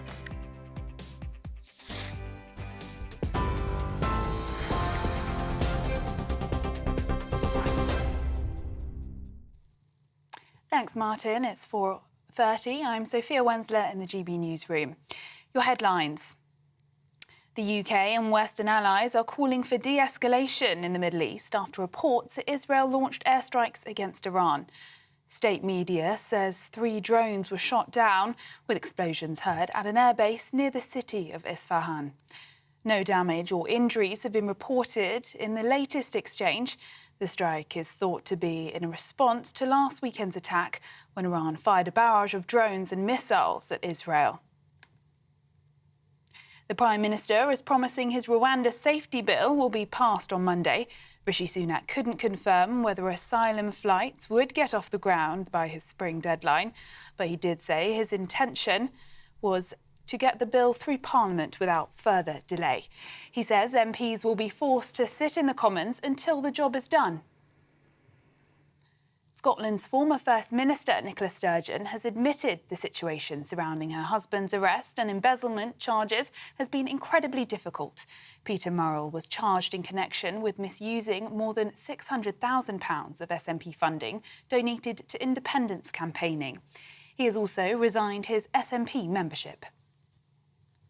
And 5 Just Stop Oil protesters have been convicted of aggravated trespass after they disrupted a performance of Les Miserables in London's West End last year.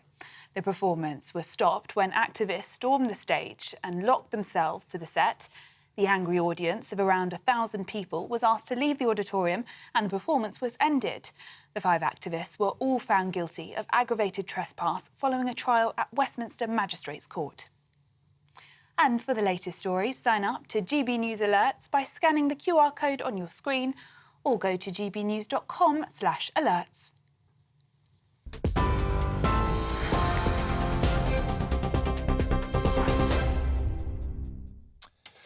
Thank you, Sophia. Now there's a new way to get in touch with us here at GB News, and here's Bev Turner with all the details.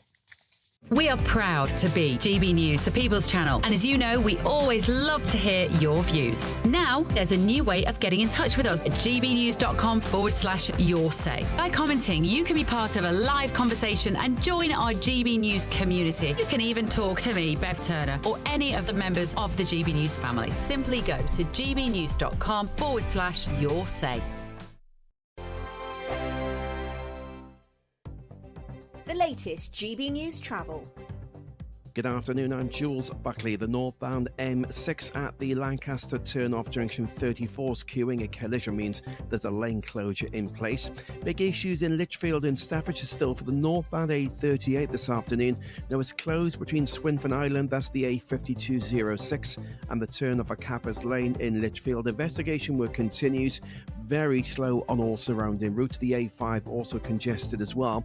Southbound M1, a lane shut on the exit slip coming off for the Luton Airport Spur Road. That's junction 10. There's a breakdown there, so slow going. And the northbound M11 in Essex. Now that's queuing around the turn off at Bishop Stortford, junction 8. Not helped by an earlier collision. All the lanes back open. There's still some residual delays in evidence. And for now, that's your latest. You can stay up to date throughout the day by visiting our website, gbnews.com. This is GB News, Britain's news channel. Let's see what you've been saying at home. You're very vexed about these China cyber attacks. Colin says, what the hell is our Secret Service doing? They've only just realised what China's up to. You just couldn't make it up. We could have told you. We knew. We're not surprised. So Colin, we agree with you. Quite why it's taken GCHQ or MI6 or whoever it is, MI5, it'd be MI5 to know what's going on. And Rod has said, thank you, Rod, if you know how you vote, if they know how you vote, coupled with mass data held also on you, do you not believe they can influence your decision-making process in any way? They won't know. I'm not sure they know how you vote because that's not on record anyway, is it? It is not. And Ken says these are only able to be carried out because of computers, internet, mobile phones, etc. It seems to me that these inventions are ruining our lives and therefore we were much safer and much happier without these inventions. There is a school of thought that would agree with that, Ken, very much so. I sort of often think it myself, really. Me too. The dark web. I mean, how many people have been murdered because of the dark web? You do wonder as well. Brianna Jai. Yeah, you do wonder. I look at my kids' generation and I wonder whether they will grow up and have a complete rejection of all of this and they will just say enough because they will think we were all insane for having become so addicted to our phones. I wonder whether, as a generation after generation do, they will reject it. Wayne, blame Western governments for the rise of China. People were saying this 10 years ago and every country ignored it. That is a really good point, Wayne, because we've taken Chinese investment and obviously our houses are full of items we bought from made in China. And if you remember as well, we had to get them out of the 5G. Huawei. We did. Get them out, literally extricate them from it. That was at least one thing I think they did quite well. Yeah. And Jan says if they've seen the electoral roll, what else have they been looking at? That's the threat to our democracy. They never do things by halves. I'm much more worried about my own government looking at what I do online, to be fair. Point is, though, go back, we said before, the electoral roll is a public document which you can access if you go to your library. We're GB News, and we come from a proud tradition of British journalism. That's why I'm so excited to be here. It's something so new. The first news channel to be launched in Britain in over 30 years. Launched to represent the views of the British people. To go where other broadcasters refuse to go. How did you find out about the story in the first place? Launched with one aim. To be the fearless champion of Britain. It's an absolutely fantastic atmosphere here. This is GB News. GB News, Britain's news channel.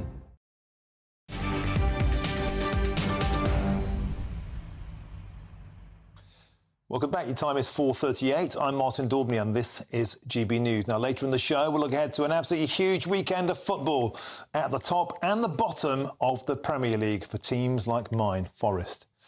Anyway, there has been a tenfold rise in investigations by the government's modern slavery watchdog into the social care sector. New data from the Gangmasters and Labour Abuse Authority was revealed in a GB News Investigates Freedom of Information request. And the surge in probes comes after a record rise in health and care visas issued by the government, with researchers linking the investigations to rampant abuse of the immigration route. Well, joining me now to discuss this serious topic is the co-chair of the National Care Association, Nadra Ahmed. Nadra, welcome to the show and thank you for your time. A deeply concerning set of statistics, Nadra. What's your take on this? It is deeply concerning, and it actually is quite distressing for anybody who works in social care to be hearing these statistics. And the truth of the matter is, this is to do with the way the visa systems were set up. And the abuse has occurred because companies that actually didn't even exist were putting in for these visas and being given them. And we actually warned the government right at the outset that this had to be tightly controlled. We are desperate for a workforce. We can't get a domestic workforce for love nor money. And the only route open to us was this way of trying to bring people into the country to support the most vulnerable in our nation.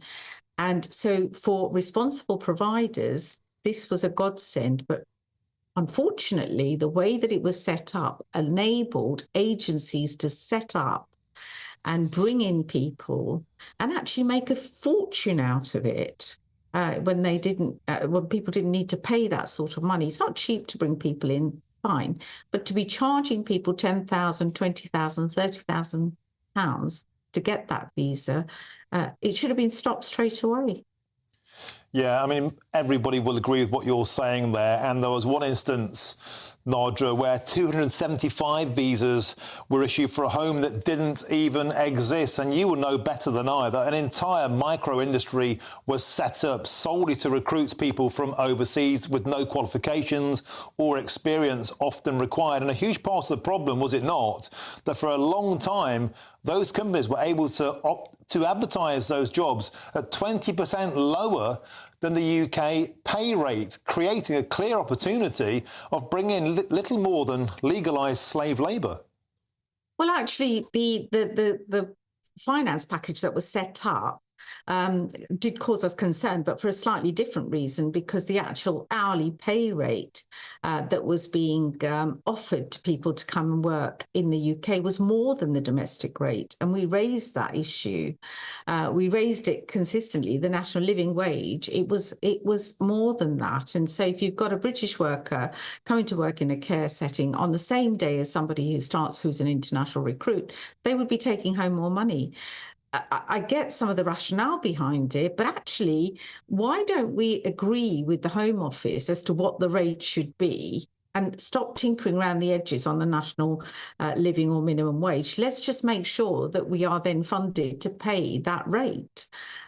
So it's still the same. There is a different rate for people coming into the country from abroad and a different rate for the domestic workforce. And the domestic workforce rate is lower. That's not going to help us build a domestic workforce. Totally agree. Well, thanks for joining us. And there's nothing more important than taking care of our elderly and vulnerable. So thank you for your work. And that's Nadra Ahmed, the co-chair of the National Care Association. Now, a government spokesperson has said this: we are clear that everyone deserves to be treated fairly at work and rewarded for their contribution to the economy. We have concerns about unethical employment practices, particularly for migrant workers employed within care occupations. To address these concerns about abuse within the health and care worker sector, providers in England are now only able to sponsor migrant workers if they are undertaking activities regulated by the Care Quality Commission. Now, on another note, it's Bowel Cancer Awareness Month, and yesterday, an army of poos and loo rolls took to the city centre streets of Manchester to spread an important message. It's absolutely wonderful. This is on a serious topic, a great campaign idea, and we'll discuss this next with one of the organisers. I'm Martin Daubney on GB News, Britain's news channel.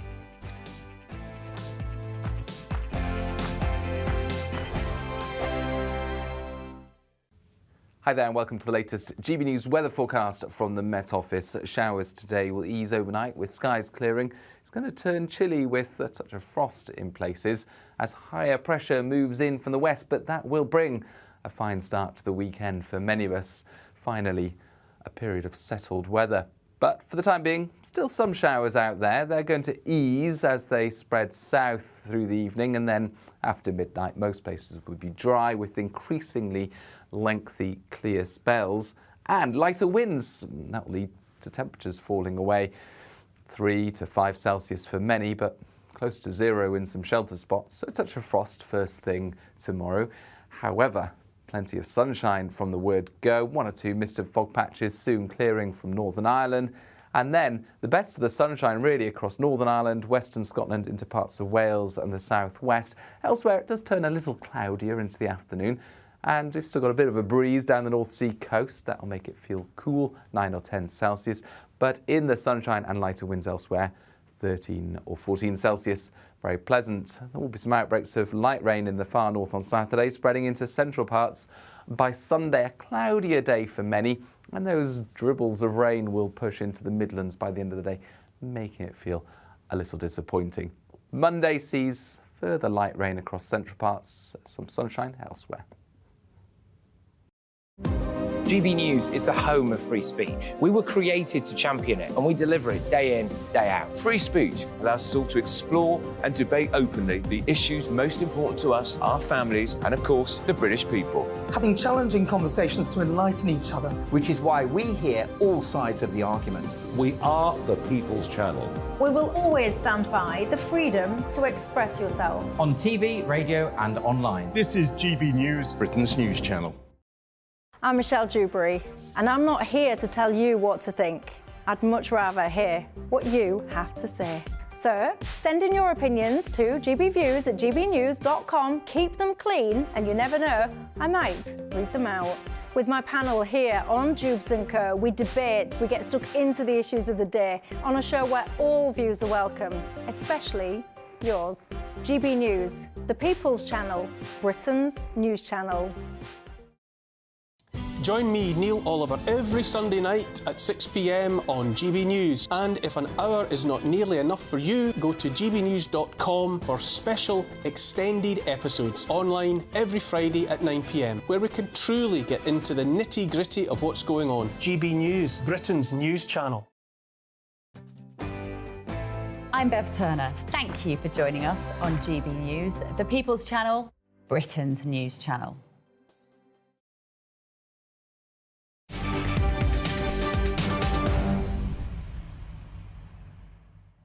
Welcome back. It's 4:46. I'm Martin Daubney. This is GB News. Now, Ahmed Alid, who's been charged with murdering a 70-year-old in Hartlepool town centre minutes after repeatedly stabbing his sleeping housemate, denies murder.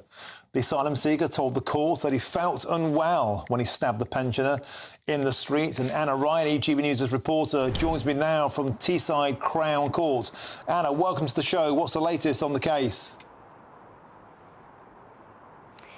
Thanks, Martin. Yes, well, as you have just said, Ahmed Ali, the asylum seeker who's accused of fatally stabbing pensioner Terence Carney and his housemate Javid Nouri, 8 days after Hamas attacked Israel in what the prosecution say was an attack motivated by the Israel-Palestine conflict, said that he felt unwell and that he might faint when he stabbed a pensioner, Terence Carney. He's admitted to doing these acts of the stabbing, but he said that he did not intend to kill Mr. Carney or intend to seriously injure or kill Mr. Nouri. The prosecution at Teesside Crown Court has said that both men were stabbed 6 times in the early hours of October the 15th. 2023 last year, and that was in the Home Office accommodation in Hartlepool that 4 men shared, including Alid and Mr. Nouri. Giving evidence from the witness box, Alid said he felt as if someone else was pushing him when he forced his way into Mr. Nouri's room in the early hours of the 15th of October. After describing the struggle that he had with the former bodybuilder, Mr. Nouri, who had converted to Christianity insanity. He said that a number of problems, including an issue with his father dating back to 2003, were on his mind, that he felt homesick and that he could not work in the UK, and that he had previously argued with Mr. Nouri. The jury heard how Mr. Nouri clashed with Alid about the shared property being dirty when he moved in.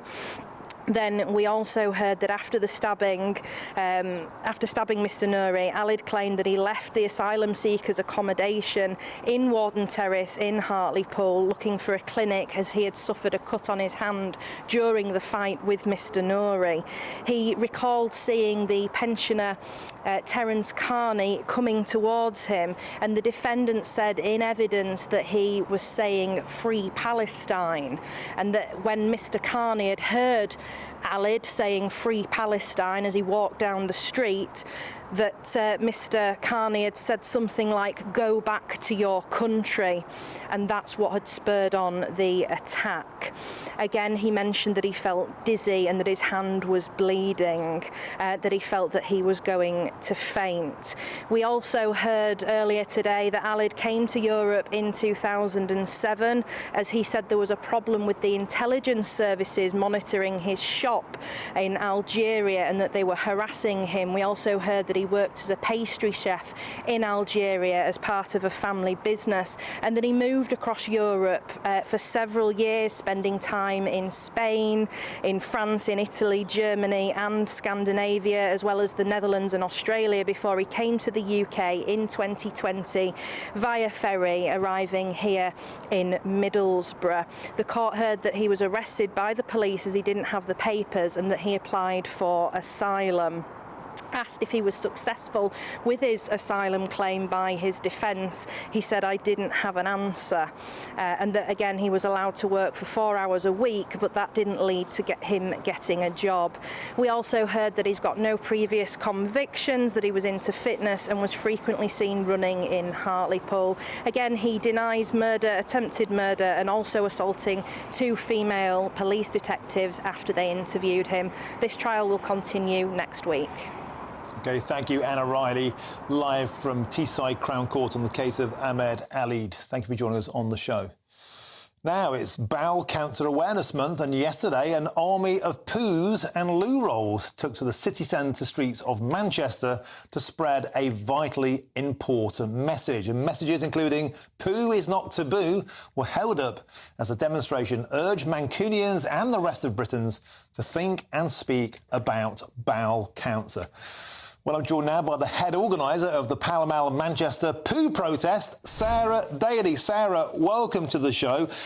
What a very, very serious topic, dealt with in a way, I have to say, very engaging, very amusing, certainly caught my attention. Delighted to have you on the show.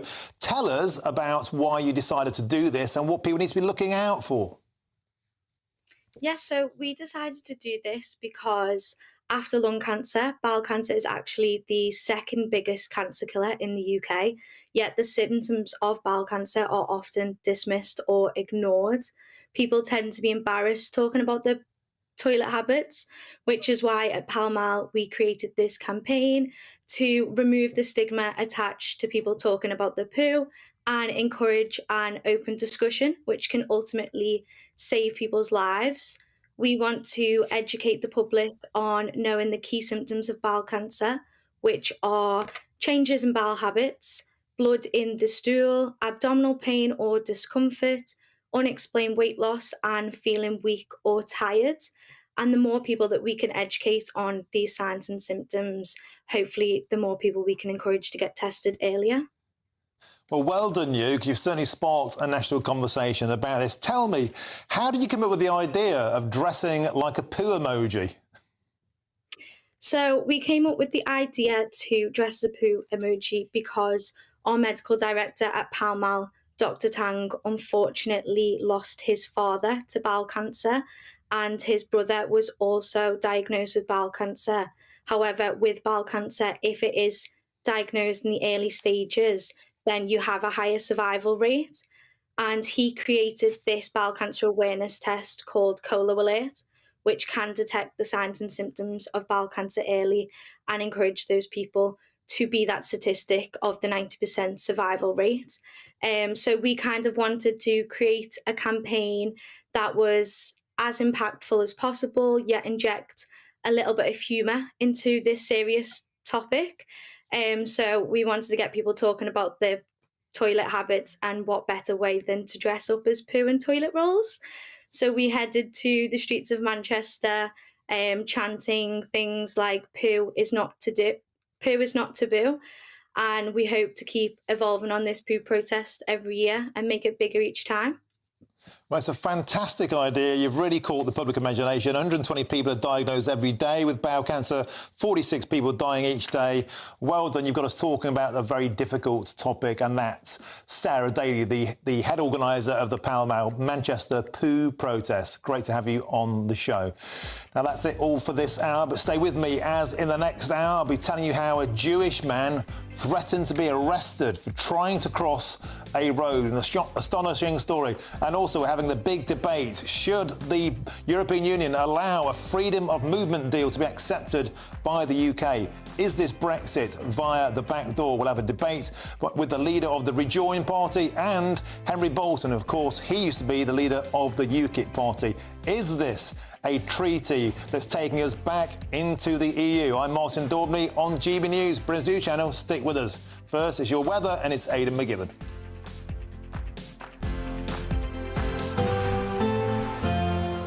A brighter outlook with Box Solar, sponsors of weather on GB News. Hi there and welcome to the latest GB News weather forecast from the Met Office. Showers today will ease overnight with skies clearing. It's going to turn chilly with a touch of frost in places as higher pressure moves in from the west, but that will bring a fine start to the weekend for many of us. Finally, a period of settled weather.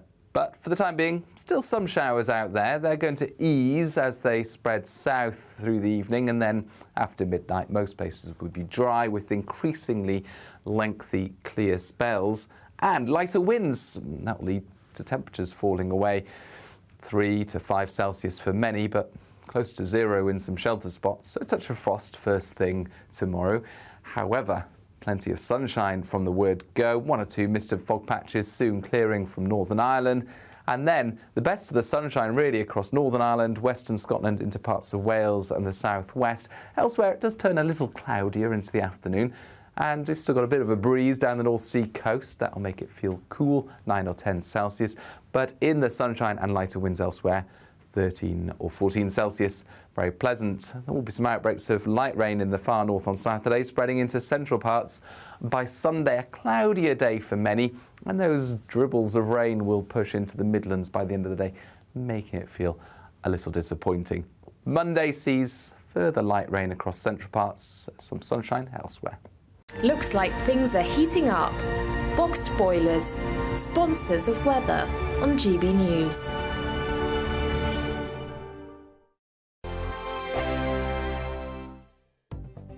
The latest GB News travel.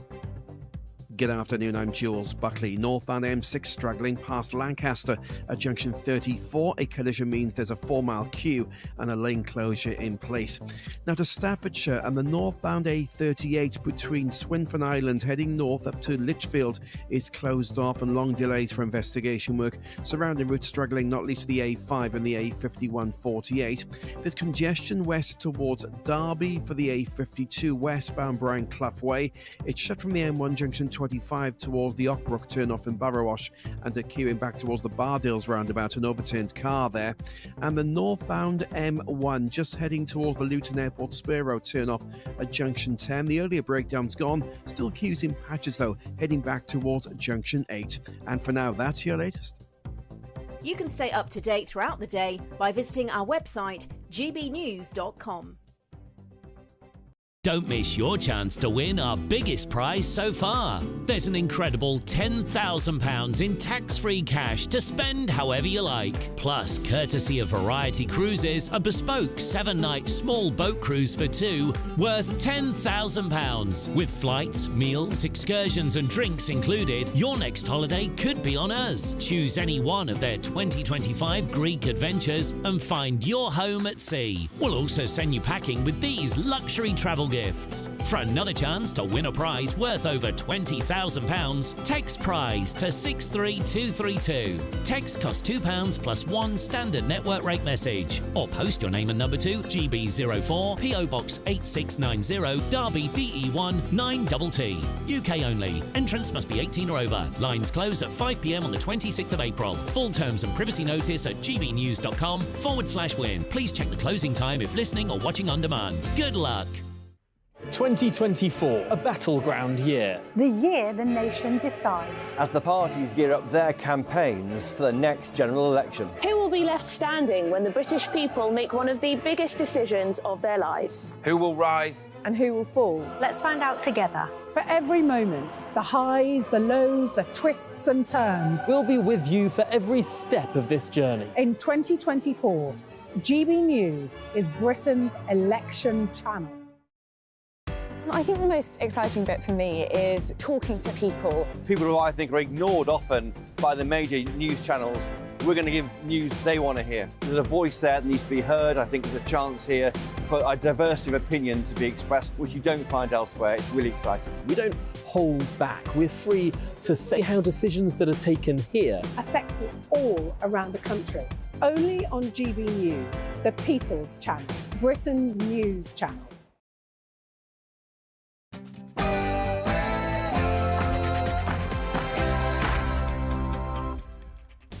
A very good afternoon to you. It's Friday and it's 5 p.m. Welcome to the Martin Daubney Show on GB News, broadcasting live from the heart of Westminster all across the UK. On today's show, with a staggering 2.8 million Brits on long-term sickness benefits at a cost of an eye-watering £69 billion last year, Rishi Sunak has today promised a benefits clampdown. But is it too little, too late?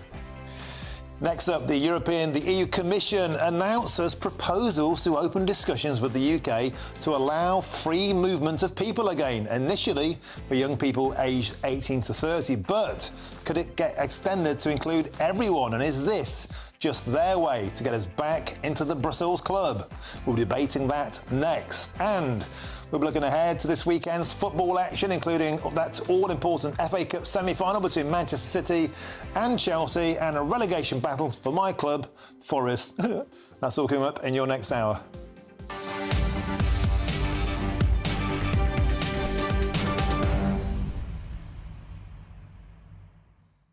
£69 billion and rising. In fact, rising to £91 billion within the next government's term, unless we clamp down on long-term sickness benefits. Sick benefits now are second only to the NHS. In every tax pound you pay, £2,000 each every year is what you pay as a taxpayer towards other people's benefits. 53% of those benefits are people with mental health conditions, including anxiety and depression. Can this ever be tackled? If we don't, will it simply sink the government? Plus, a debate coming up, a lively one, I'll tell you that much. Should we join the EU's freedom of movement plan being dangled like a carrot from Brussels towards Sir Keir Starmer? Will it tempt Labour into closer ties with the European Union? Get in touch. You want to know your views? Send them to gbnews.com/you'll say, and I'll read out the best before the end of the show. But first,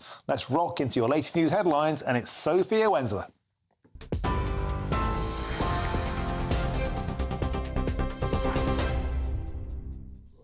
Martin, thank you. It's 2 minutes past 5. I'm Sophia Wensler in the GB newsroom. Your top story this hour, the UK and Western allies are calling for de-escalation in the Middle East after reports that Israel launched airstrikes against Iran. State media says 3 drones were shot down with explosions heard at an airbase near the city of Isfahan. No damage or injuries have been reported in the latest exchange. The strike is thought to be in response to last weekend's attack when Iran fired a barrage of drones and missiles at Israel. Labour leader Keir Starmer has added to calls for restraint as the best way forward. I'm deeply concerned about the prospect of escalation. Escalation of the conflict in the Middle East is in nobody's interest, and so it's very, very important, therefore, that everybody urges restraint on all sides. More than that, we really need that ceasefire in Gaza now. straight away so that hostages can come out. Desperately needed aid needs to get in, desperately needed. And we need, if you like, a foot in the door for the political process to peace. Now, the Prime Minister is promising his Rwanda safety bill will be passed on Monday. Rishi Sunak couldn't confirm whether asylum flights would get off the ground by his spring deadline, but he did say his intention was to get the legislation through Parliament without further delay. He says MPs will be forced to sit in the Commons until the job is done. Scotland's former First Minister has spoken for the first time since her husband was charged by police. Nicola Sturgeon was questioned by journalists as she left her home in Glasgow. It's incredibly difficult, but, you know, that's not the main issue here. So I can't say any more. I'm not going to say any more. If you don't mind. Peter Murrell, who was SNP's chief executive for more than 2 decades before standing down last year, has been charged in connection with the embezzlement of funds. Detectives are investigating how more than £600,000 in donations for independence campaigning was spent. The 59-year-old, who is no longer in custody, has also resigned his SNP membership. Now, the British Medical Association is urging Rishi Sunak to avoid using hostile language on what he described as sick note culture. During a major speech, the Prime Minister said 850,000 more people are out of work since the pandemic and insists he's on a moral mission to fix the problem. The proposals, though, have been described as a full-on assault on disabled people. Rishi Sunak recognised he'll be accused of lacking compassion, but insists the UK can't afford a spiralling increase in the welfare bill. We now spend £69 billion on benefits for people of working age with a disability or health condition. That's more than our entire schools budget, more than our transport budget, more than our policing budget. And spending on personal independence payments alone is forecast to increase by more than 50% over the next 4 years. In other news, 2 police forces are being investigated over the stabbing of a mother in Bradford.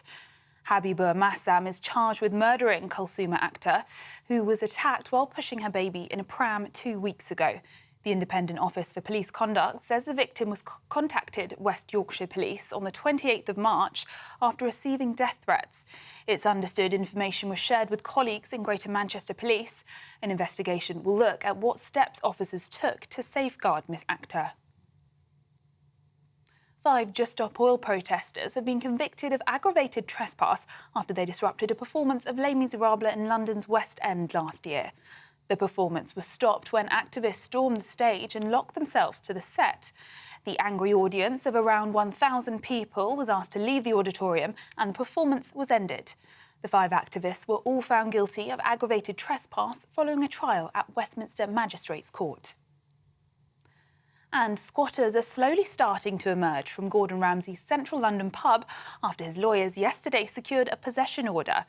However, the group argues a legal system's designed for the rich and say the York and Albany near Regent's Park has been left empty for years in an area with some of the worst levels of rough sleeping in the country. It's unclear how many people are still inside. And for the latest stories, sign up to GB News Alerts by scanning the QR code on your screen or go to gbnews.com/alerts. Now it's back to Martin.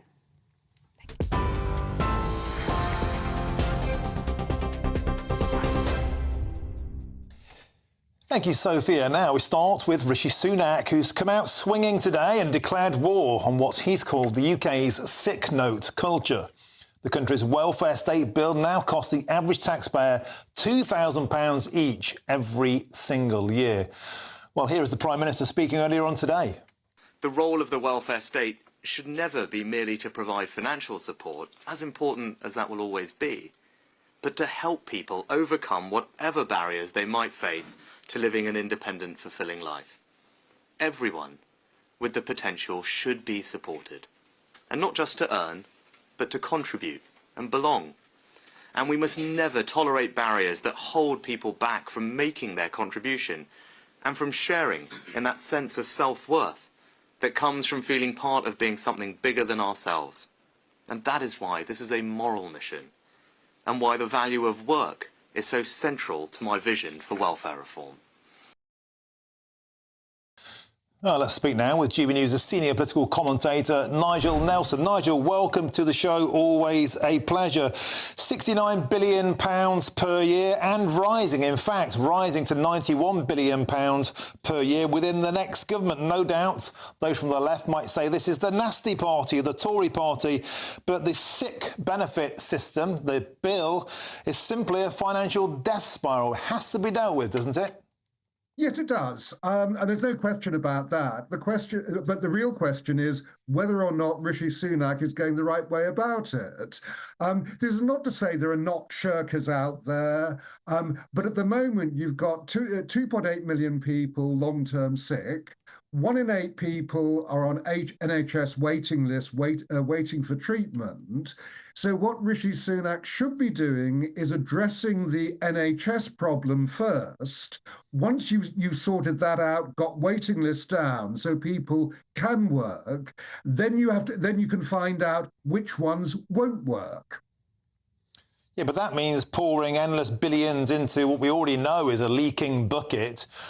To fix the NHS waiting list before we can get people off the sick payments. That just means yet more money.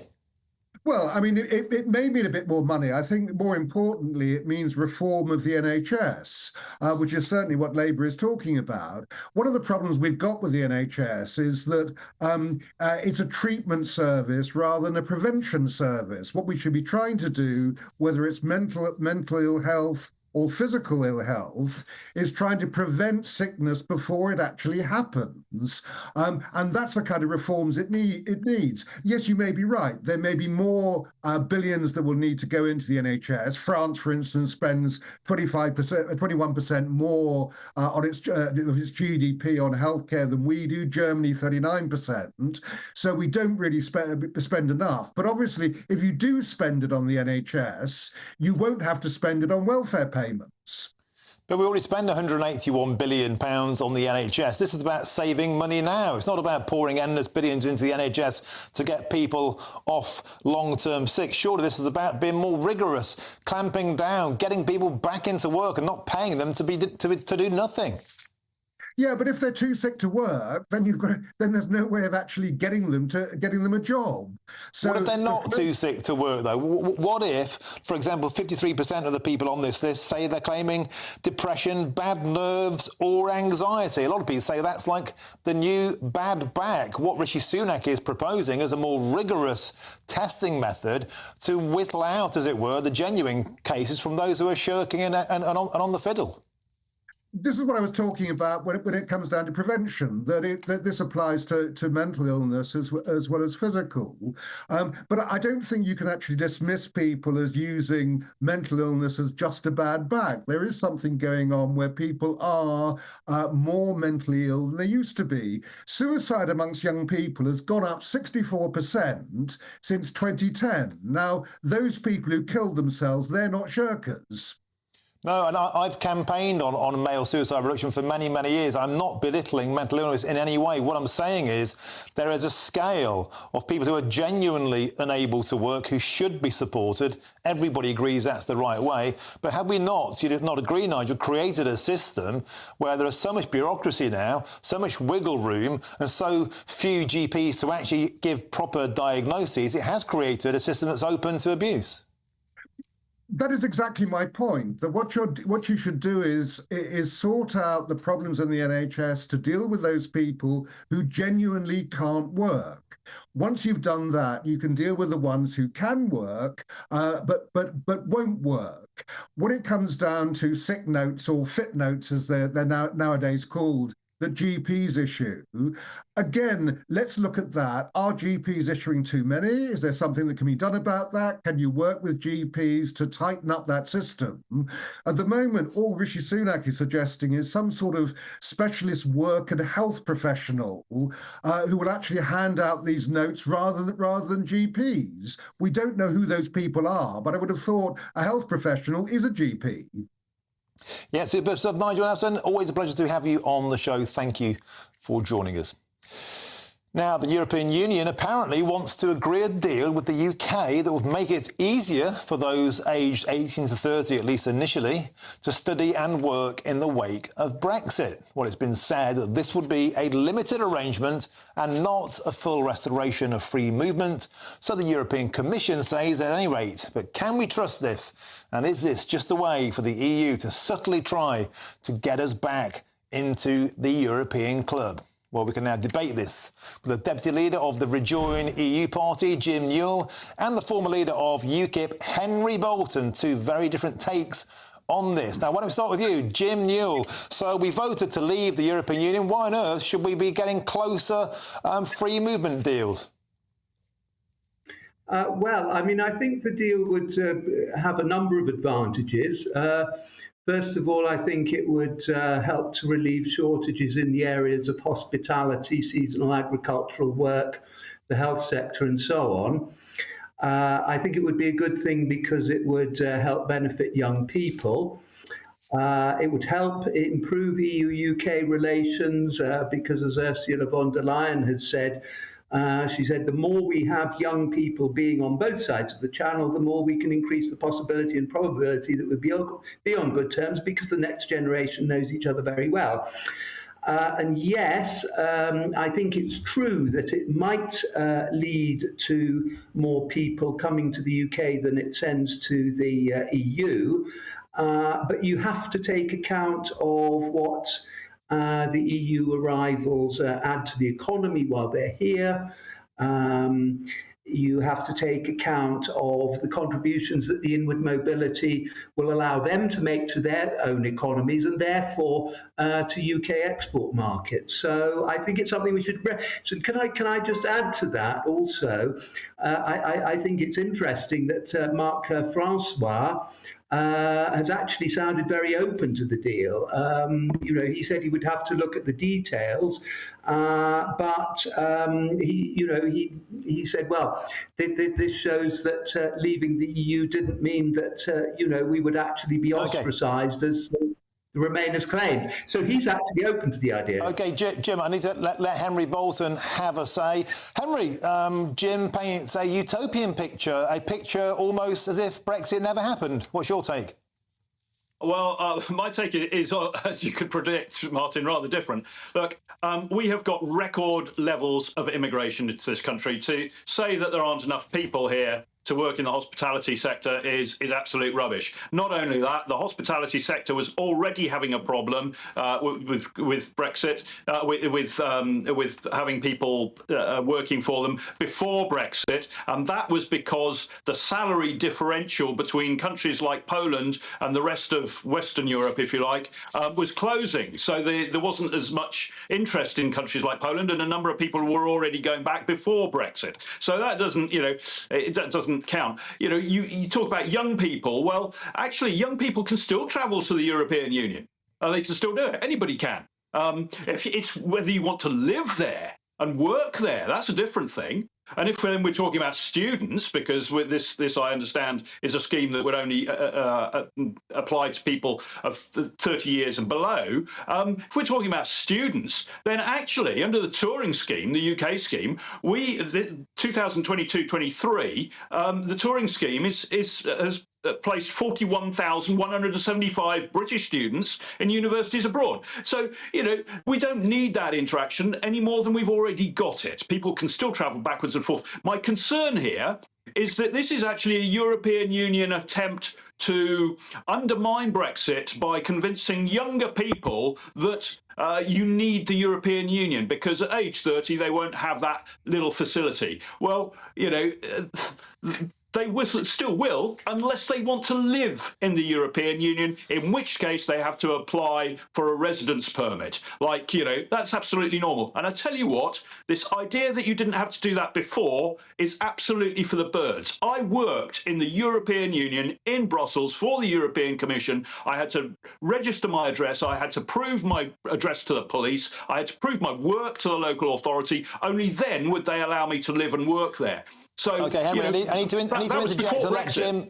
I need to interject to let Jim have a go. Jim, I want to put something else to you as well, that since Brexit, the terms of the Schengen Agreement have changed. In fact, on March the 31st, Bulgaria and Romania were opened into the Schengen area by your beloved Ursula von der Leyen there. That's a potential audience of 25 million who can travel free without passport checks, without airport checks into the 27 member states. There are already 1.56 million Bulgarians and Romanians in the UK with substantial family ties. The landscape has changed. There'll be even more people that would want to come to the UK now. Yes, I entirely agree with you, but I think that's a good thing personally. I appreciate the cultural benefits of having people come to the UK. I appreciate the contribution that people make to the UK economy. I don't think that we can be very successful in solving the various problems that we face these days without international cooperation and international integration. Yeah, thank you, Martin. Look, we have already got a problem providing housing for the people already here, let alone bringing even more numbers in. The other thing is Romania and Bulgaria. I was responsible for dealing with transnational organised crime across the southern Balkans and Eastern Europe in 2003 to 2006. One of the reasons Romania and Bulgaria did not get freedom of movement at that time, when they joined the European Union a little bit later, but when they didn't get freedom of movement because of the rate of organised crime that the rest of the European Union was concerned would come in, particularly fraudulent type of crime. And we've just seen a group of criminals from that area, from Romania, who have been responsible for 50 million of benefit fraud, something that the Prime Minister is presently, rightly, in a broad sense, trying to crack down on. I agree that maybe the methodology isn't quite right, but the point is that you import not just good workers, not just well-meaning people, but a whole range of people who you can't vet and who are going to bring you problems, whether it's pressure on your public services and your housing, or whether it's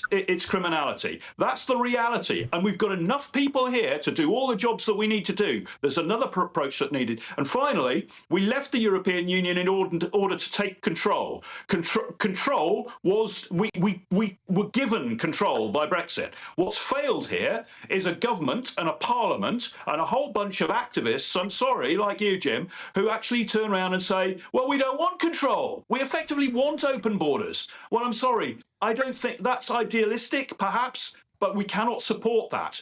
And bear in mind that this is an open door then to the future flood that's going to come from Africa. 2050, the African population is going to have doubled. Africa can't support that population. If we have got this sort of laissez-faire approach, by the time that happens, by the time they move north to Europe, then we've got an almighty problem. OK, gentlemen, we simply have to leave it there. We're out of time. A feisty Friday debate. Thank you very much, Henry Bolton and Jim Newell, the Deputy Leader of the Rejoin EU Party. Two very different takes. That's what we like to do on GB News, give everybody a good ding-dong. Now, there's still plenty of time to grab your chance to win a Greek cruise, travel goodies and a £10,000 tax-free bank balance boost. And here's all details that you need to hop on board. Don't miss your chance to win our biggest prize so far. There's an incredible £10,000 in tax-free cash to spend however you like. Plus, courtesy of Variety Cruises, a bespoke 7-night small boat cruise for two worth £10,000. With flights, meals, excursions and drinks included, your next holiday could be on us. Choose any one of their 2025 Greek adventures and find your home at sea. We'll also send you packing with these luxury travel gifts. For another chance to win a prize worth over £20,000, text WIN to 63232. Text costs £2 plus one standard network rate message. Or post your name and number to GB04 PO Box 8690 Derby DE1 9TT. UK only. Entrance must be 18 or over. Lines close at 5 p.m. on the 26th of April. Full terms and privacy notice at gbnews.com/win. Please check the closing time if listening or watching on demand. Good luck. Now, coming up, a police officer has been filmed threatening to arrest a man who he said was committing the crime of simply being openly Jewish. Incredible. I'm Martin Daubney on GB News, Britain's news channel.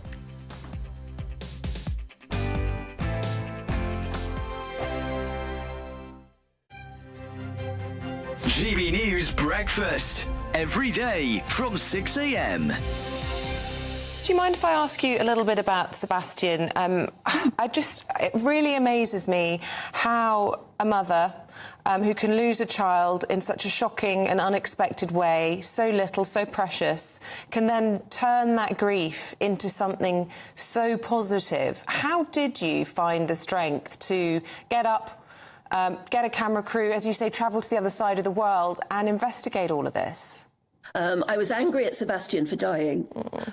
You know, you feel like saying, God, 32 years later, and I can still get very, very upset about it. I was angry that something that while he was born and lived with me and slept and then died, they were actively campaigning in New Zealand to try and stop this happening because they had a very high cot death rate there.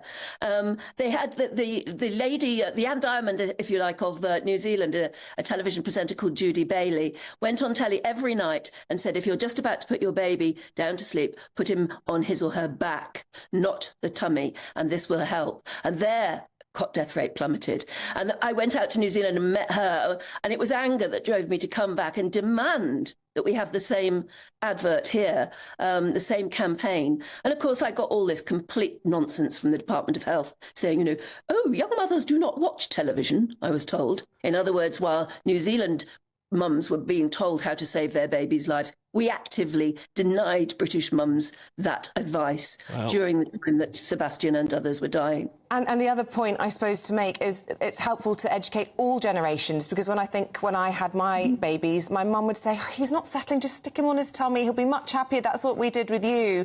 And we had to say, well, things have changed, and, you know, but it's about educating everybody, because it's not just the mums that get their hands on the babies.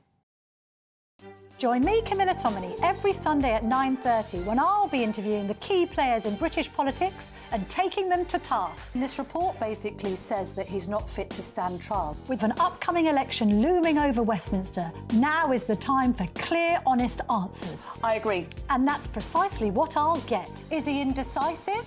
Incompetent? That's the Camilla Tominey Show at 9:30 every Sunday on GB News, the People's Channel, Britain's election channel. 2024, a battleground year. The year the nation decides. As the parties gear up their campaigns for the next general election. Who will be left standing when the British people make one of the biggest decisions of their lives? Who will rise? And who will fall? Let's find out together. For every moment, the highs, the lows, the twists and turns. We'll be with you for every step of this journey. In 2024, GB News is Britain's election channel. Are the newspapers getting you down? My wife didn't divorce me that month. Struggling to separate the wheat from the chaff? I know that it's a bit of a circus at the best of times. Well, don't worry, Headliners has got you covered. We'll take the burden of reading the day's news, and if we get depressed, who cares? It's an occupational hazard, frankly. That's Headliners on GB News from 11 p.m. till midnight, and the following morning, 5 till 6 a.m. on GB News, the comedy channel. Nah, just kidding.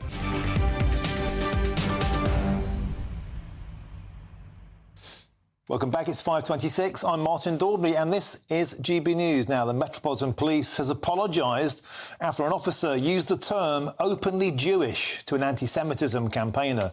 And the officer was filmed telling a Jewish man his presence was antagonising at a pro-Palestine march in London.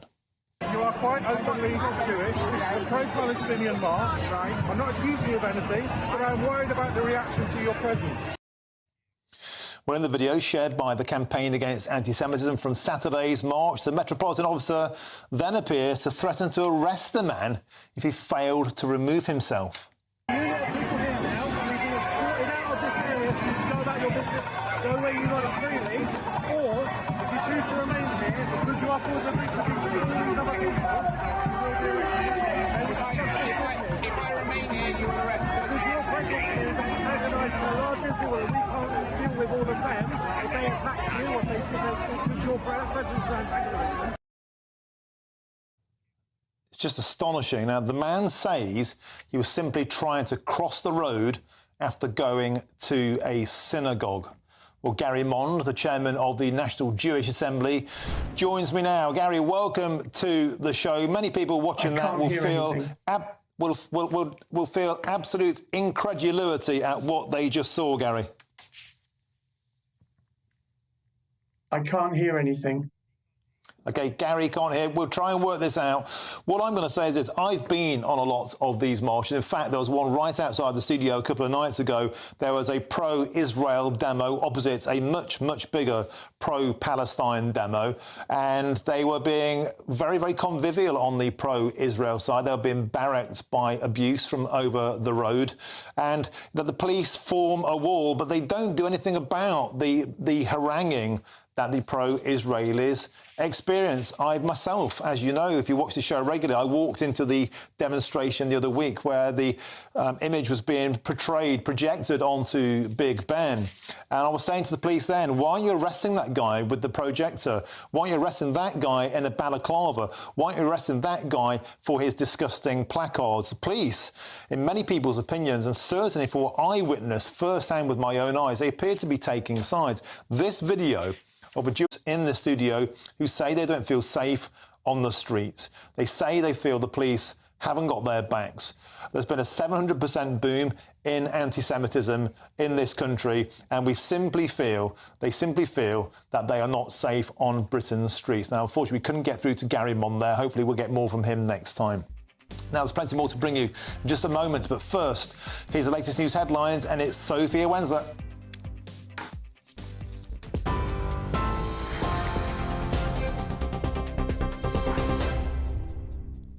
Thanks, Martin. It's 5:30. I'm Sophia Wensler in the GB newsroom. Your headlines. The UK and Western allies are calling for de-escalation in the Middle East after reports Israel launched airstrikes against Iran. State media says 3 drones were shot down with explosions heard at an airbase near the city of Isfahan. No damage or injuries have been reported in the latest exchange. The strike is thought to be in response to the last weekend's attack, when Iran fired a barrage of drones and missiles at Israel. The Prime Minister is promising his Rwanda safety bill will be passed on Monday. Rishi Sunak couldn't confirm whether asylum flights would get off the ground by his spring deadline, but he did say his intention was to get the bill through Parliament without further delay. He says MPs will be forced to sit in the Commons until the job is done. Scotland's former First Minister, Nicola Sturgeon, has admitted the situation surrounding her husband's arrest and embezzlement charges has been incredibly difficult. Peter Murrell has been charged in connection with misusing more than £600,000 of SNP funding donated to independence campaigning. He has also resigned his SNP membership. And 5 Just Stop Oil protesters have been convicted of aggravated trespass after they disrupted a performance of Les Miserables in London's West End last year. The performance was stopped when activists stormed the stage and locked themselves to the set. The angry audience of around 1,000 people was asked to leave the auditorium and the performance was ended. The 5 activists were all found guilty of aggravated trespass following a trial at Westminster Magistrates Court. And for the latest stories, sign up to GB News Alerts by scanning the QR code on your screen or go to gbnews.com/alerts.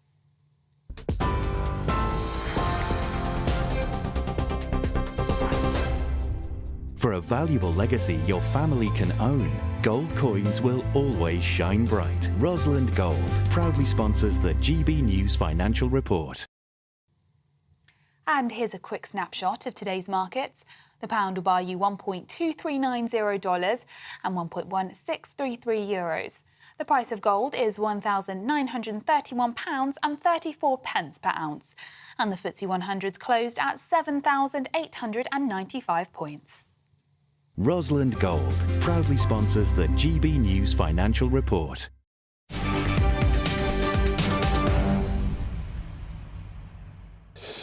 Thank you, Sophia. Now, let's get back to the story I was talking about just a couple of moments ago. And the Metropolitan Police has apologised after an officer used the term openly Jewish to an anti-Semitism campaigner. I'm joined now by Gary Mond, who's the chairman of the National Jewish Assembly. Gary, let there be light. We got you in the end. Many people watching that video will be absolutely astonished that the police behaved in this manner. What's your take? Firstly, I would say that the Jewish gentleman was Gideon Falter, the chairman of the Campaign Against Anti-Semitism, who's been a fantastic credit to our community in terms of all the work he's done in fighting anti-Semitism and taking Jew haters to court. My take is that Jews, quite simply, need to be treated like everybody else. We should be free to walk around the streets of London just like anyone else. And the fact that Jew is wearing a kippah on his head should be completely irrelevant. We must be treated like everyone else. And we are not being treated like everyone else. We're being discriminated against, not just by the police, but in other realms of public life as well, schools, hospitals, and so on. Gary, I often walk through these protests myself because so many of them take place in Parliament Square here, where I work. I filmed the projector putting those images onto Big Ben. I was pleading with the police to remove that projector. I was pleading with the police to arrest people in balaclavas. I was pleading with them to stop people with their disgusting placards. They didn't do anything about it. Gary, do you feel that the police are taking sides here? Do you feel like they're soft-soaping the pro-Palestinian mob and yet going down heavy-handed on the Jewish attendees? Yes, but I don't actually blame the junior police officers at the front end. The buck stops at the top. It stops with Rowley. And he needs to do something about it. And if he can't do something about it, he should make way for somebody who can. What do you think that looks like? What kind of special treatment? Well, you don't want special treatment, do you? It's a free country. You should be able to cross the road after leaving a synagogue without being in fear. To be charitable to the officer in question, do you think he was merely trying to protect this individual, albeit in a clumsy manner, or did he simply get this completely cack-handed and wrong? I think the former. I think that he probably, I don't know for sure, of course, none of us know for sure, but he was probably trying to protect Gideon. But having said that, the basis is completely wrong. What is wrong is that Jews must be free to walk anywhere, to go anywhere. As long as they don't break the law, they must be treated like everybody else, Jews, non-Jews, and so on. There must be no special treatment and no singling out of Jews in an adverse manner. Gary Mon, the chairman of the National Jewish Assembly, thank you for your impassioned response and thank you for your patience and bearing with us and getting through. I think it was worth the wait. Thanks for your time. Thank you. Thank you. Now there's a new way to get in touch with us here at GB News, and here's Bev Turner with all the details. We are proud to be GB News, the People's Channel. And as you know, we always love to hear your views. Now, there's a new way of getting in touch with us at gbnews.com/yoursay. By commenting, you can be part of a live conversation and join our GB News community. You can even talk to me, Bev Turner, or any of the members of the GB News family. Simply go to gbnews.com/yoursay. The latest GB News travel.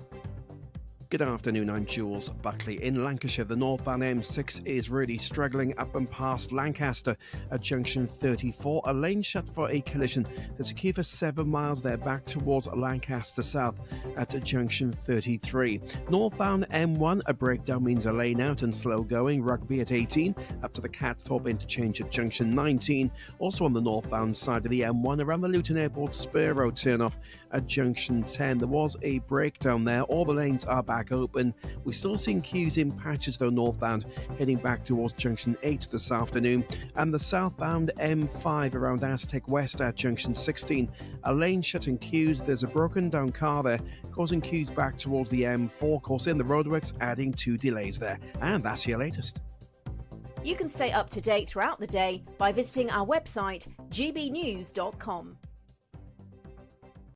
Free Speech Nation, Sunday nights from 7 p.m. So J. Cole, who is a rapper, says that he felt terrible after releasing a song aimed at fellow rapper Kendrick Lamar and vowed to pull the track off streaming services. He said, "I ain't gonna lie to y'all. The past 2 days felt terrible," he told an audience at the Dreamville Festival in North Carolina. "I damn near had a relapse," he said. There's a lot of young people, especially, that would look at that and they will take it not just as entertainment. It doesn't happen in any other form of art that I can think of. This is not happening in country music, is it? Well, it's the same problem in both cases, isn't it? Who's doing the regulating? And surely it's each case on its merits, isn't it? You don't just ban a genre. Why is there such a lot of hatred for a man who usually would have trash talked back to stand up and say, you know, this doesn't sit well with me and I love this guy. If we look at, I think his name was Cody Fisher, the semi-professional footballer who died in a club because someone stabbed him. Now, he was stabbed because he stepped on someone's trainers. This is the level of ego we're seeing from a lot of young men who don't have any output of being able to channel that energy, and a lot of it is stemming from cultures like football, hip-hop, these sorts of things. So I'm just saying it's refreshing to see a man who could have easily wiped the floor with his lyrics say, I don't have to, you know? That is interesting, isn't it? Because I took this interview the wrong direction. It's not about pointing out the areas of concern. Actually, this story is saying, look, music and art can be giving you an example of how to live a slightly better life. That's free speech. Saying, sorry. I'm sorry, I choose not to fight back because I love you. It may look like a wimpy thing to do, but it's still free speech. You know what? I love you, Paul. Sorry about earlier.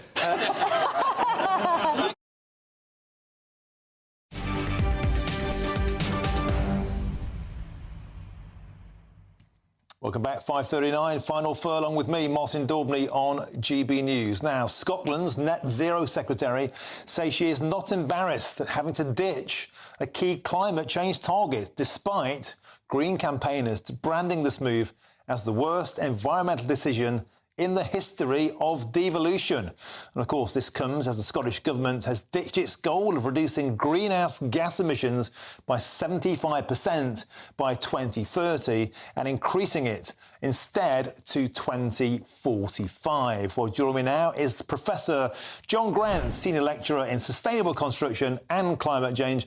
John, it's been way too long, my friend. It's great to see you again on the show. So presumably, you're going to be dismayed at this, but is this a simple case of zealotry meeting reality? Oh, my goodness, that's a weird way of putting it. What it is, of course, politicians honestly believe that when they're talking about a problem, they're doing something about that problem. And it's a great start, but what we've seen here is that a lack of actual policies with regards to reaching zero carbon until they've realized that talking about this is just not going to do anything, and that they should have actually introduced some actual changes rather than just a transference of the electrical grid, which of course is a great thing. But, you know, you've now got to go to people's homes, change how people travel, change what they eat. It's the really difficult bit. And, you know, they've realized that, sadly, I'm not surprised, but you know, it's always disappointing in the same way that I'm not surprised what the climate's doing at the moment, but it's really disappointing and upsetting as to you know, the level of emergency we're in. Well, John, Scotland, of course, has a bounteous amount of offshore wind, a bounteous amount of hot air coming out of Holyrood, but it also has a bounteous amount of North Sea gas and oil. In fact, licences have just been granted. Whether we like it or not, John, and I assume you don't, we still rely on gas and oil for about 80% of our total power output, if you include industry. Isn't this simply a case of green energy? We were promised the world, we were promised cheaper, sufficient, sustainable energy, but it simply hasn't delivered, particularly when it's cold and when it's not windy. Well, I mean, up in Scotland, it's rarely not windy, and there are real opportunities here. It's so much cheaper than the alternatives for our electrical grid. But you're right, the transition is challenging, and no one said it wasn't. But while we continue to repeat the mantra that you just said, we have no chance whatsoever. We need an actual plan as to what the world might look like without oil and gas, not just some sort of incremental baby step sort of movement towards something green. That's just ridiculous. And so, you know, maybe we agree with each other on that one. But what I want is something akin to a kind of a war footing, of what we would be like us going to war, those kind of resources. Because get this, the resources that we spend on the transition, unlike spending on rubbish PPE that gets left in a warehouse somewhere, the investment that we put into green futures, sustainable futures, pay back, and the people that have that situation have a better life. They have cheaper bills. They have, you know, greener energy and a better place to live. OK, John, I always love and admire your passion and enthusiasm. I think you'd be a fantastic bloke to go for a beer with as well. But I want to say this. We've been promised for many, many years that green, sustainable, renewable energy will give us cheaper bills. Hasn't happened. In fact, bills are getting pricier and pricier and pricier. When will that moment arise? Well, as soon as we disenfranchise the companies that are making their profits from oil and gas, from those energy companies. That's the problem here. We are being gouged by the people that are desperate not to let men and women who I look up to allow the transition. It is cheaper to make electricity with wind and solar now. That's just a fact. And it's a bit embarrassing because of all this dispatchability and everything. There are some issues to deal with. But instead of investing in throwing trillions, and it is trillions globally, into investing in oil and gas, maybe we should be looking at how we would level out that energy in terms of, non-lithium based energy storage and reducing the amount of energy that we actually use in our homes and in our businesses, which we can do, which gives everyone a benefit, rather than rich companies abroad getting all our money, which I'm not completely happy with. Meanwhile, though, John, Russia, India, China, the Middle East, they won't play along with this game. They'll keep using their energy out of the ground to further their economies. We'll be paying more, we'll be taxed more, and we won't be paying less at the socket, at the pump. And this is a utopian dream people aren't buying into. Well, yeah, I mean, there's a lot of misinformation that goes on in there. Firstly, please be aware that India and China are getting absolutely battered by climate change at the moment. The sort of temperatures that they're experiencing and that they're projected to experience is literally killing people over there. China invested more in solar. They are far from perfect. Please don't misunderstand what I'm about to say. They're the world's biggest polluter. Yeah, but they also invested more in solar last year than America's invested in solar over the last 50 years. So, We've also pumped out more CO2 in the last 10 years than we have since the Industrial Revolution. Yeah, and if we didn't buy their cat, we might be able to, change some of that. What they manufacture and that awful manufacturing process, if we established a carbon intensity of products and we warned the world, this plan I was talking about, that we would only buy things that have a low carbon intensity. Europe's up for that. The IRA, the Reduction Act in the US, they're up for that. And China would be enticed into doing that if they saw a profit in it. They're completely mercenary, the same as us. And what we need to do is explain to them there's no profit in killing the planet. And I think that's a kind of an easy argument. Sorry. Well, therein lies the rub, Professor John Grant. They would love to charge us more for things that were carbon neutral, I'm sure. Look, it's always a pleasure to have you on the show, Professor John Grant, Senior Lecturer in Sustainable Construction and Climate Change. Always a pleasure. Now, if you support a small football club like me, then you don't matter. And that's not my view, of course, but it's clearly what the so-called big clubs think after the disgraceful decision to scrap FA Cup replays. We'll discuss that next. I'm Martin Daubney on GB News, Britain's news channel.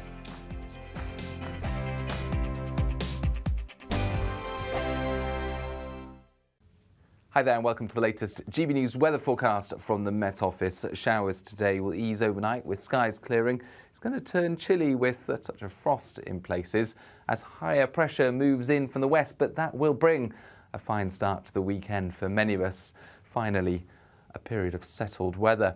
But for the time being, still some showers out there. They're going to ease as they spread south through the evening, and then after midnight, most places will be dry with increasingly lengthy clear spells and lighter winds. That will lead to temperatures falling away 3 to 5 Celsius for many, but close to 0 in some shelter spots. So a touch of frost first thing tomorrow.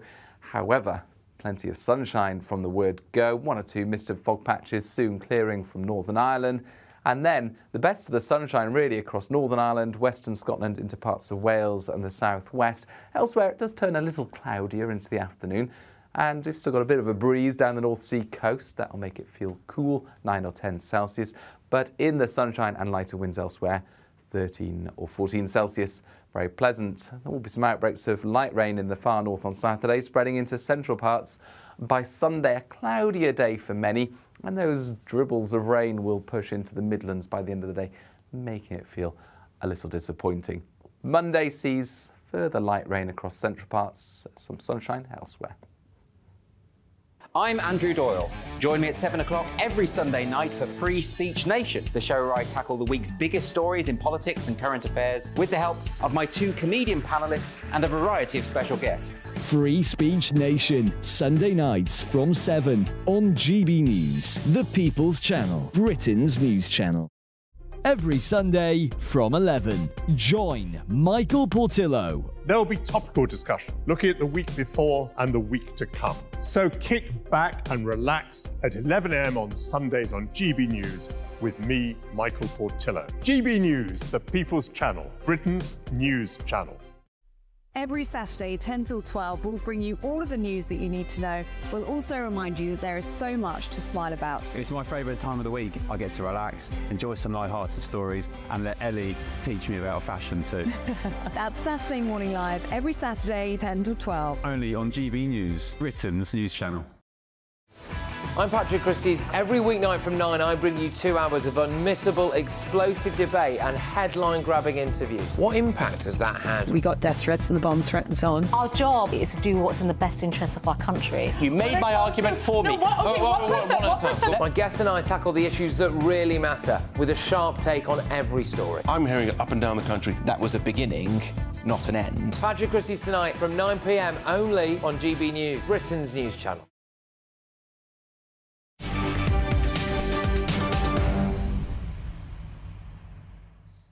Welcome back, 10 to 6, final furlong with me, Martin Daubney on GB News. Now, if you thought that football was biased, then you were right, because yesterday we found out that the so-called greatest competition in the world, the FA Cup, of course, is getting rid of replays. Now, that's a massive slap in the face for those great clubs up and down the country. But guess what?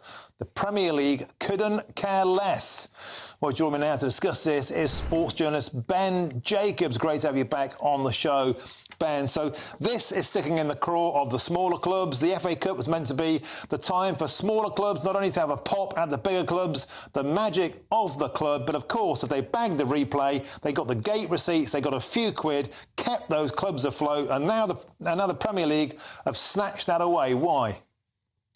Yeah, this is about the Football Association and the Premier League deciding that ultimately, due to the congested calendar, I think we shouldn't hide the fact that's the reality. It's better not to have FA Cup replays, which is good, as you allude to, for Premier League clubs, but bad news to those that come lower down the pyramid. And replays are going to be scrapped from the first round proper. Of course, the big guns don't actually enter until the third round, but I think the feeling is continuity is needed from the first round onwards. And we've seen a backlash from various EFL clubs and those even lower down the pyramid who, as you say, feel that they deserve the opportunity to maybe grind out a result, get a draw, and then go away from home in a replay to one of the big stadiums and get those gate receipts. The flip side is the Football Association and the Premier League argue that separate to this, and it feels like when they made the announcement, they announced grassroots funding at the same time. So separate to scrapping replays, there's an extra investment over 6 years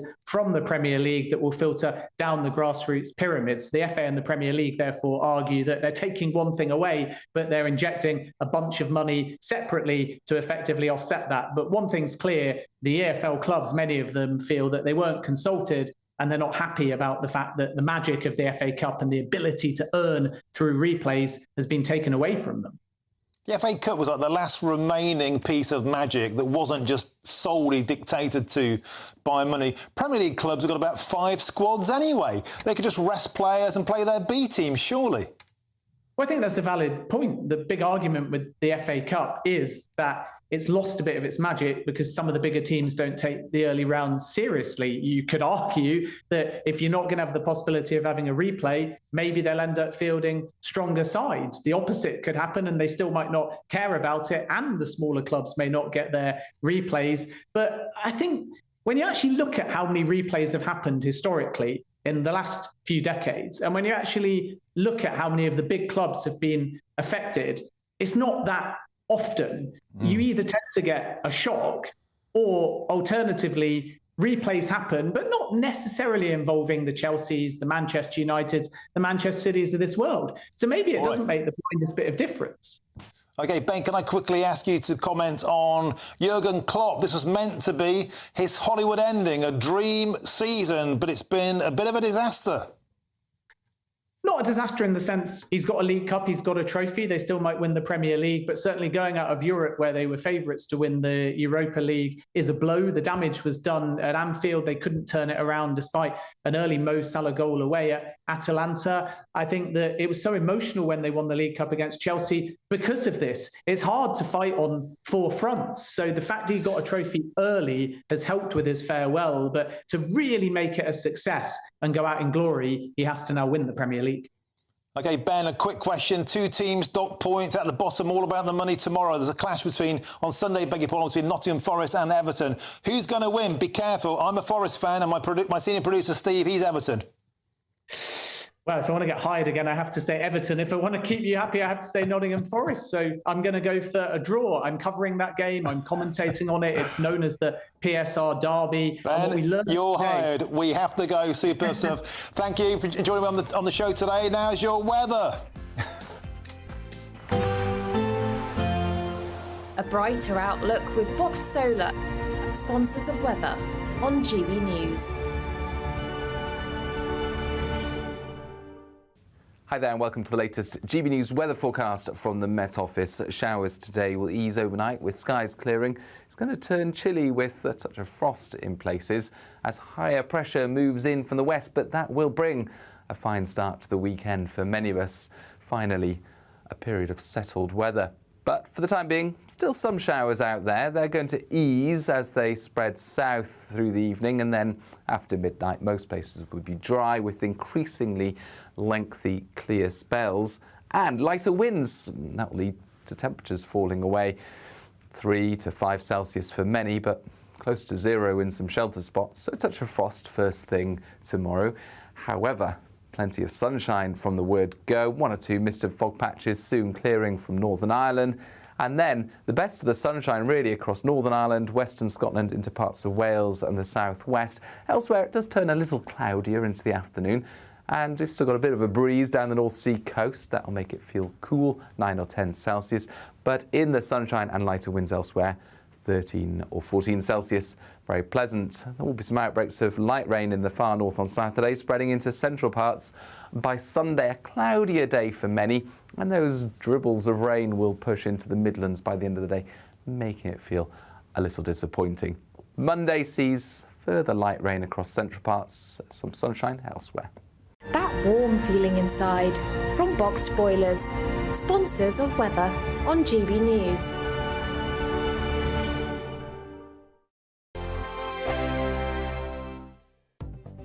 The latest GB News travel. Good afternoon, I'm Jules Buckley. Glasgow M8, Anderston Cross at junction 19 through towards junction 20, a lane shut. There's a police incident causing queues in the roadworks to Fruit Market 14 if you're heading west and back to the M77 heading east. M6, both sides of the carriageway, the traffic's been held around Stoke